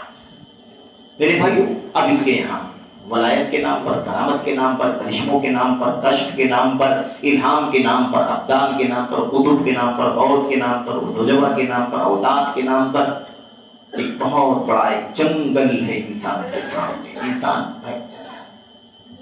قطب اس کا مطلب ہے کہ تو اللہ تبارک و تعالیٰ کے درجے کا ہے، پوری دنیا کو سنبھالے ہوئے ہے. یہ عقیدہ بتایا گیا. یہ اس فرقے کی دین ہے. سمجھ رہے ہیں نا؟ یہ اس فرقے کی دین ہے. یہ سب عقیدے یہاں سے نکلی. تصوف کے راستے سے نہ جانے کتنی گمراہیاں. اور فرق ہی نہیں رکھا. بندے اور رب میں فرق کیا ہی نہیں. العبد رب والرب عبد. بندہ رب ہے، رب بندہ ہے. مجھے سمجھ میں نہیں آتا کس کو پوجوں کیا کروں. یہ عقیدہ دنیا میں اللہ کے سوا کوئی موجود ہی نہیں. یہ اسی تصوف کا عقیدہ ہے. وحدت الوجود کا عقیدہ، وحدت الشہود کا عقیدہ، یہ سب یہیں سے نکلا. سمجھ رہے ہیں؟ ایسے ہی فرقوں کی ایک دو مثالیں اور میں آپ کے سامنے رکھوں. ہمارے یہاں یہ فرقہ جو تصوف ہی سے نکلا ہوا ہے، ایک شاخ ہے تصوف کی. میرے بھائی یہ تبلیغ کا فرقہ مثال کے طور پر، یہ دیوبند کا جو پورا گوشہ ہے، یہ بریلویت کا جو پورا گوشہ ہے، آپ حیران ہو جائیں گے ان کے عقیدوں. ہم لوگ یہ سمجھتے ہیں نا کہ یہ قبروں مزاروں کے لوگ ہیں، ان کے یہاں شرک پایا جاتا ہے. میرے بھائیوں، یہ جو اپنے آپ کو اہل سنت والجماعت کہنے والے لوگ ہیں نا، ان کے یہاں، ان کے علماء کے یہاں بھی بہت خطرناک قسم کا شرک موجود ہے. آپ کو یقین آئے گا کہ حاجی امداد اللہ مہاجر مکی نے اپنی کتاب کے اندر یہ لکھا ہوا ہے کہ شیخ عبد القادر جیلانی مرتبہ الوہیت پر فائز ہیں، اور یہ اجمیر والے معین الدین چشتی ابدیت کے مقام پر فائز ہیں. یقین ہے؟ اب آپ نیچے کہاں بات کریں گے؟ یہ تو ہم سر کی بات کر رہے ہیں، سر راس کی بات کر رہے ہیں، اس کے نیچے سر ہے. یہ عقیدے موجود ہیں ان کے یہاں کی کتابوں کے اندر موجود ہے. میرے بھائیوں، لکھا ہوا موجود ہے، لکھا ہوا. تفصیلات اس کی آپ کتاب میں دیکھیں، تاریخ مشائخ کے چشت کے اندر. ایسے اور بھی بہت سارے عقیدے موجود ہیں جو سراسر کیا ہیں؟ شرکی. اب یہ عقیدے شرکیہ اور پھر علم غیب کا معاملہ ہے کہ نہیں، اللہ تبارک و تعالیٰ عرش پر نہیں بلکہ ہر جگہ موجود ہے، یہ عقیدہ. اس طرح کے عقیدے تو عام ہیں میرے بھائیوں. کسی سے پوچھو کہ بھائی اللہ تبارک و تعالیٰ کہاں ہے، تو اللہ تعالیٰ ہر جگہ موجود ہے. اللہ حاضر و ناظر، جو حاضر و ناظر کہتے ہیں وہ اللہ ہر جگہ موجود ہے. اللہ تبارک و تعالیٰ عرش پر ہے. اللہ اپنی ذات کے ساتھ عرش پہ ہر جگہ نہیں ہے میرے بھائی. اور کوئی کہتا ہے کہ اس سے کیا لینا دینا ہے، اللہ تعالیٰ کی مرضی، وہ جہاں چاہے رہے، پوری کائنات اس کی ہے، وہ خالق و مالک ہے، ہم کو اس میں پڑھنے کی ضرورت کیا ہے؟ ارے بھائی یہ عقیدہ ہے کہ ہمارا مالک، ہمارا معبود حقیقی کہاں ہے، اس کی ذات کہاں ہے. یہ ہمیں جاننا چاہیے، نہیں جاننا چاہیے؟ ہمیں جاننا چاہیے. وہ اللہ، ہم ہاتھ کیوں پر اٹھاتے ہیں جب اللہ ہر جگہ ہے؟ تو یوں کیوں نہیں کرتے، ایسے کیوں کرتے ہیں؟ بتائیے، ہے کہ نہیں؟ تو ایسے عقیدے بہت سارے موجود ہیں ان کے یہاں، ایک دو نہیں، نہ جانے کتنے عقیدے موجود ہیں. پھر اولیاء اور صالحین کے مرنے کے بارے میں عقیدے، مرنے کے بعد تصرفات موجود ہیں، الہام موجود ہیں، کشف کرامات موجود ہیں. مر گیا، پرسوں گزر گیا، پھر بھی نکل کر کے آتا ہے، اپنے خاندان اور شاگردوں کے جھگڑے حل کرتا ہے. یہ سب عقیدے توحید کا فساد ہے کہ نہیں فساد ہے؟ ان فرقوں کے وجود کی وجہ سے بھی عقیدے توحید کا دیا ماچا ہوا ہے. اور یہ تو ہم نے کہا کہ سرسری بات ہو رہی ہے. ایک ایک مسئلے پر لمبی لمبی بات کر سکتے ہیں ہم، اگر سر اکٹھا کریں شواہد، دلائل اور واقعات تو حیران ہو جائیں گے آپ. ہم نے شروع میں شیخ سے کہا کہ تو بہت اہم موضوع، بہت لمبا موضوع، تو سیریز چلنا چاہیے دن بھر 12 گھنٹے 8 گھنٹے کا، جا کر کے بات بہت زیادہ واضح ہوگی اس کے اندر. بہرحال میرے بھائیوں، اس حوالے سے بہت ساری باتیں اور ہمیں بات ختم کرنی ہے. اب اس کے بعد میں آپ کے سامنے چند منٹ، زیادہ وقت ہو گیا کافی، تو ایک 2-4 منٹ 10 منٹ میں 5-7 منٹ میں وہ بات کر لیتے ہیں کہ اس کا حل کیا ہے، اس کا علاج کیا ہے. سب سے اہم چیز میرے بھائیوں، اسباب تو یہ ہو گئے، اور یہ چند اسباب ہیں، اس کے علاوہ بہت سارے اسباب ہیں تو ہم نے بطور مثال چند اسباب آپ کے سامنے پیش کیے. میرے بھائیوں، اس کا علاج کیا ہے؟ اس بدعقیدگی کا علاج، سب سے پہلے علاج ہے الرجوع الی الکتاب والسنہ والی سلف الامہ. ہم عقید توحید کی اصلاح، اس فساد کا، اس بگاڑ کا میرے بھائیوں تصفیہ اسی صورت میں کر سکتے ہیں کہ ہم دنیا کے سارے جھنجھٹوں سے فرقوں سے، ٹولیوں سے، نظریات سے، میڈیا سے، افکار سے، ان سب سے آزاد ہو کر کے اللہ کی کتاب، اللہ کے نبی محمد رسول اللہ صلی اللہ علیہ وسلم کی سنت اٹھا کر کے دیکھیں کہ آپ نے اپنے ساتھیوں کو اللہ کے کلام کی آیتیں پڑھ کر کے، اپنی حدیثیں اللہ کی طرف سے جو اتری تھی اس کا ارشاد فرما کر آپ نے کیسے عقیدہ توحید سکھایا ہے۔ اولیاء کا سجدہ، بزرگوں کا سجدہ ہے نا، مرنے والوں کا سجدہ، زندوں کا سجدہ، عقیدگی ہے کہ نہیں کھلی کھلی۔ حبشہ گئے اللہ کے نبی کے ساتھی، بس ایک تو مثال خالی اشارہ کرتا ہوں، حبشہ کے اللہ کے نبی کے ساتھی وہاں سے واپس آئے تو حبشہ آپ جانتے ہیں کہ عیسائیوں کی سرزمین تھی، وہاں پر دیکھا کہ وہاں کے جو بطارقہ اساقفہ ہیں، یعنی جو کیا کہتے ہیں پادری اور اس کے اوپر نیچے لیول کے جو لوگ ہوتے ہیں، ان لوگوں کو دیکھا کہ پبلک عام عوام جو ہے وہ ان کا تقریب میں، تعظیم میں، احترام میں باقاعدہ سجدہ کرتی ہے، جیسے تسیس آیا سارے سجدے میں جھک جاتے ہیں۔ گئے وہاں دیکھا تو حیران ہو گئے، ارے یہ دیکھو یہ لوگ تو اپنے بڑے کا اتنا احترام کرتے ہیں کہ احترام میں باقاعدہ سجدے میں جھک جاتے ہیں۔ واپس آئے وہاں سے مدینہ پہنچے، مدینہ واپس آئے تو بعض صحابہ نے تو کہا اللہ کے نبی صلی اللہ علیہ وسلم ہم لوگ وہاں گئے تھے، ہم نے دیکھا وہاں پر تو وہاں تو لوگ جو ہے وہ اپنے بطارقہ، اپنے اساقفہ کا باقاعدہ سجدہ کرتے ہیں۔ افلا نسجد لک، اے اللہ کے نبی کیا ہم لوگ آپ کا سجدہ نہ کریں؟ آپ کے سامنے اس کی کیا حیثیت ہے جب وہ اپنے بڑے کا سجدہ کرتے ہیں، تو آپ تو اتنے اونچے مقام کے مالک ہیں کہ ہم آپ کا سجدہ کریں؟ اگر آپ کہیں تو اللہ کے نبی فرمانا تھا یہ کسی بات کرتے ہو، سجدہ تو صرف اللہ کے لیے، لا تسجدوا للشمس ولا للقمر واسجدوا للہ الذی خلقہن۔ کسی سورج کا کسی بھی سجدہ، کسی کا سجدہ ہو ہی نہیں سکتا ہے کہ نہیں؟ اس کا سجدہ کرو جو سب کا خالق و مالک ہے۔ سجدے کا اختیار، سجدے کا حق صرف اسی رب کا ہے، اسی معبود حقیقی کا۔ اور بعض صحابہ کے بارے میں آیا ہوا ہے کہ وہ جب آئے واپس تو اللہ کے نبی کو دیکھا تو آپ کے سامنے مارے احترام کے سجدے میں جھک گئے۔ اللہ کے نبی نے فوراً تنبیہ کیا، یہ کیا کر رہے ہو، ایسے کیسے تم سجدہ کرنے لگے؟ بتایا اللہ کے نبی ہم نے تو وہاں دیکھا کہ اس طرح سے وہ اپنے بڑے کا سجدہ کرتے ہیں، احترام کر، تو ہم لوگ احترام میں سجدہ کر رہے ہیں، آپ کا سجدہ اللہ کی طرح نہیں کر رہے ہیں، بطور احترام کر رہے ہیں۔ اللہ کے نبی نے فرمایا سجدہ ہو ہی نہیں سکتا کسی کا اللہ کے سوا۔ لو كنت آمرا احدا ان يسجد لاحد لامرت المرأة ان تسجد لزوجها۔ سجدہ اللہ کے سوا نہیں ہو سکتا کسی کا۔ اگر میں کسی کا سجدہ کرنے کے لیے حکم دیتا تو عورت کو حکم دیتا کہ اپنے شوہر کا سجدہ کرے، بیوی کو حکم دیتا کہ اپنے شوہر کا سجدہ کرے، لیکن سجدہ روا ہی نہیں کسی کے۔ تو اللہ کے نبی صلی اللہ علیہ وسلم نے منع فرمایا کہ نہیں منع فرمایا؟ نبی کریم صلی اللہ علیہ وسلم نے اپنے ساتھیوں کو، اپنے چہیتے ساتھیوں کو، مرید کہنا بھی توہین ہے ان صحابہ کی، اور اللہ کے نبی کو پیر کہنا بھی توہین ہے، کیونکہ جو پیری مریدی کا جو عقیدہ ہے بہت گندا عقیدہ ہے، توہین نبی کریم صلی اللہ علیہ وسلم کی۔ میرے بھائیو، اللہ کے نبی انتم اصحابی کہا کرتے تھے، اے میرے ساتھیوں کہا کرتے تھے، اس سے پیارا کوئی لقب نہیں ہو سکتا نبی کے ساتھیوں کا۔ میرے بھائی آپ نے سکھایا کہ نہیں سکھایا عقیدہ؟ اگر نبی کریم صلی اللہ علیہ وسلم نے کہا کہ سجدہ اللہ کے سوا کسی کا نہیں ہو سکتا، ہم نے اپنی آنکھوں سے ویڈیو میں دیکھا ہوا ہے نا، پڑوسی ملک کا وہ سب نے دیکھا ہوگا، باقاعدہ سجدہ کیا جا رہا اس کے پیروں کے اوپر، اس کے ہاتھ چومے جا رہے ہیں، اس کے پیروں پر سر ٹیک کر کے لوگ سجدہ کر رہے ہیں، لیکن وہ ظالم منع کرنے کو تیار نہیں کہ کیا کر رہے ہو، یہ سجدہ تو اللہ کے لیے ہے، کسی اور کا سجدہ نہیں ہو سکتا۔ میرے بھائیوں، ایسے کو طاغوت کہا جاتا ہے۔ اس کو کیا کہتے ہیں؟ طاغوت۔ طاغوت قرآن کریم اللہ نے فرمایا نا، اولیاءہم الطاغوت، جو لوگ کفر کرنے والے ان کے اولیاء کون ہیں؟ طاغوت۔ یخرجونہم من النور الی الظلمات، یہ ان کو روشنی سے نکال کر اندھیرے کی طرف لے کر کے جاتے ہیں۔ طاغوت کسے کہتے ہیں؟ طاغوت کہتے ہیں کل ما عبد من دون اللہ، ہر وہ جس کی اللہ کے سوا پرستش ہو رہی ہو، وہو عنہ راض، اور وہ اس سے راضی ہو، اور وہ اس سے راضی ہو۔ حضرت عیسیٰ کا بھی سجدہ کر رہے کہ لوگ نہیں کر رہے ہیں؟ کر رہے ہیں، لیکن کئی عیسیٰ راضی ہیں؟ عیسیٰ راضی نہیں ہے۔ قیامت کی دن اللہ سے کہیں گے اللہ مجھے نہیں معلوم، جب تک میں تھا میں نے کبھی ان کو شرک کا راستہ نہیں دکھایا۔ اَأَنْتَ قُلْتَ لِلنَّاسِ اتَّخِذُونِي وَأُمِّيَ إِلَٰهَيْنِ مِن دُونِ اللَّهِ، کیا عیسیٰ تم نے کہا تھا کہ مجھے اور میری ماں کو اللہ کو چھوڑ کر کے رب بنا لو، معبود بنا لو؟ کہیں گے ماں کیا ہے اس کے اندر، قرآن کے اندر لیس لی بحق، اے اللہ میں وہ بات میں کیسے بول سکتا ہوں جس کا مجھے حق ہی نہیں پہنچتا، مجھے اختیار ہی نہیں۔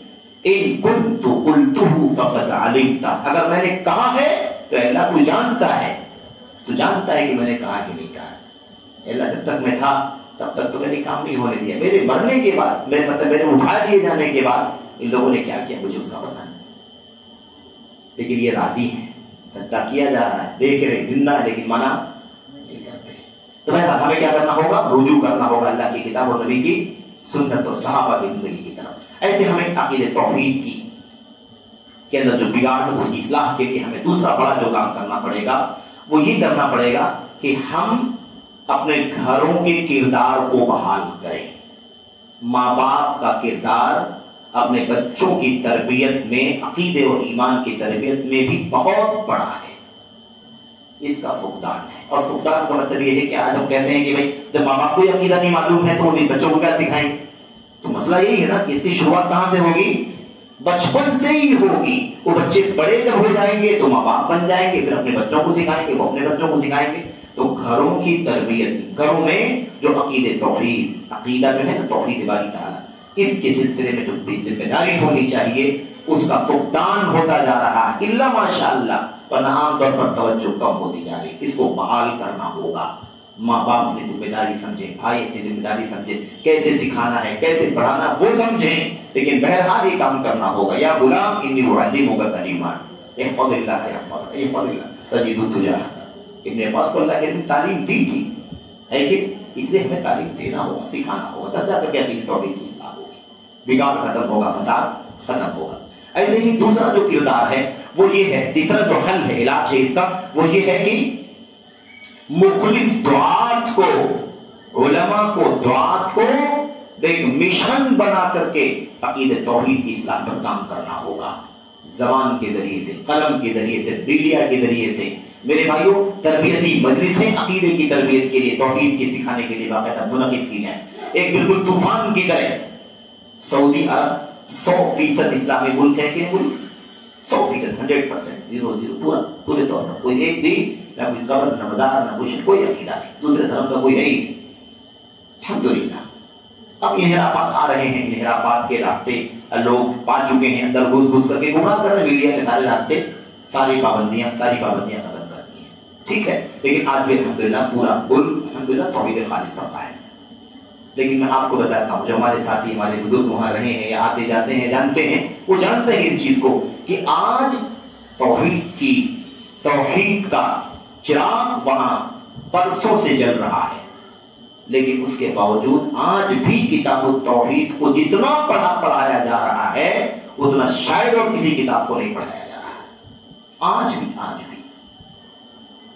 کوئی سوچ سکتا ہے یار کہ سعودی عرب میں سراپا توحید ہے، بچہ توحید، تو پھر اتنا زیادہ اہتمام کی کیا ضرورت؟ میرے بھائی آج بھی بڑی جوامع میں اور قریے میں، چھوٹی مسجدوں میں الحمدللہ باقاعدہ علمی دورات ہوتے ہیں، کتاب التوحید، الاصول الثلاثہ، القواعد الاربع، اور میرے بھائی شرح اصول السنہ، اور اس کے علاوہ حافظ حکمی کی کتاب آنا پڑھایا جاتا ہے، مسلسل پڑھایا جاتا ہے۔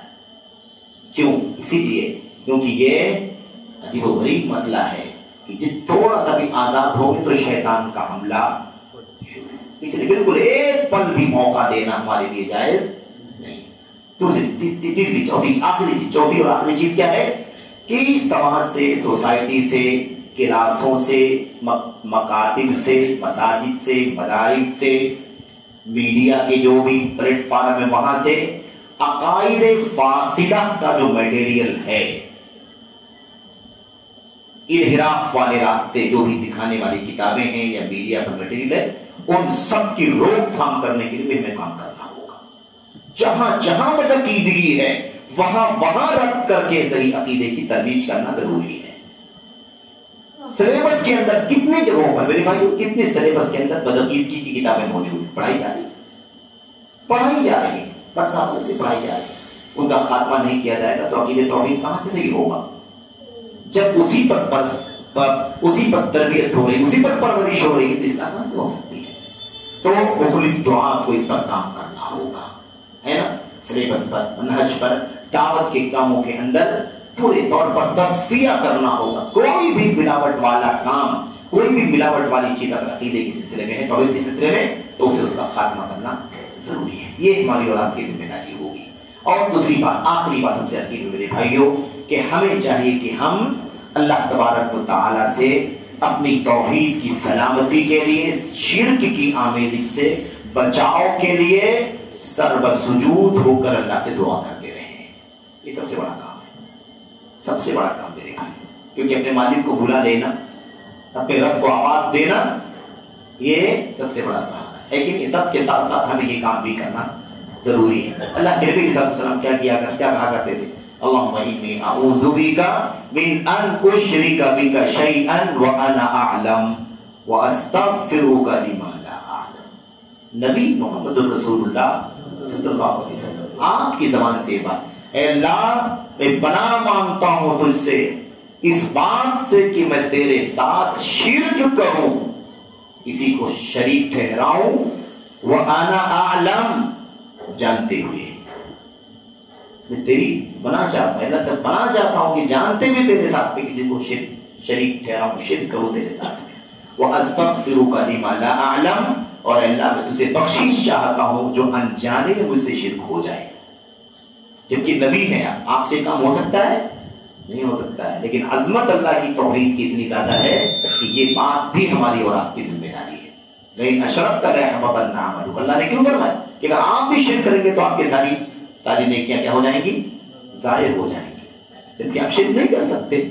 لیکن یہ امت کو تعلیم ہے کہ اگر نبی بھی یہ کام فرض کرو یہ کرے گا تو ساری نیکیاں غارت ہو جائیں گی۔ تو یہ ہماری سب سے بڑی ذمہ داری۔ یہ چند ٹوٹی باتیں تھی جو میں نے اجرت میں آپ کے سامنے کہی ہیں۔ بہت ساری باتیں جو اچھائیاں ہیں اس میں اللہ کی طرف سے ہیں، جو غلطیاں میری طرف سے، شیطان کی طرف سے، اللہ تبارک و تعالیٰ سے میں اپنی غلطیوں کی معافی کا سوال کرتا ہوں، اللہ سے استغفار کرتا ہوں، اللہ سے دعا ہے کہ اللہ تبارک و تعالیٰ ہم نے جو کچھ سنا ہے خیر بھلائی، ہمیں اللہ تعالیٰ اس پر عمل کرنے کی توفیق عطا فرمائے، اور اگر کوئی کمی کوتاہی غلطی رہی تو اللہ تعالیٰ ہم سب کو معاف فرمائے، آمین رب العالمین۔ وصلی اللہ وسلم وبارک علی نبینا محمد وعلی آلہ وصحبہ اجمعین۔ السلام علیکم ورحمۃ اللہ وبرکاتہ۔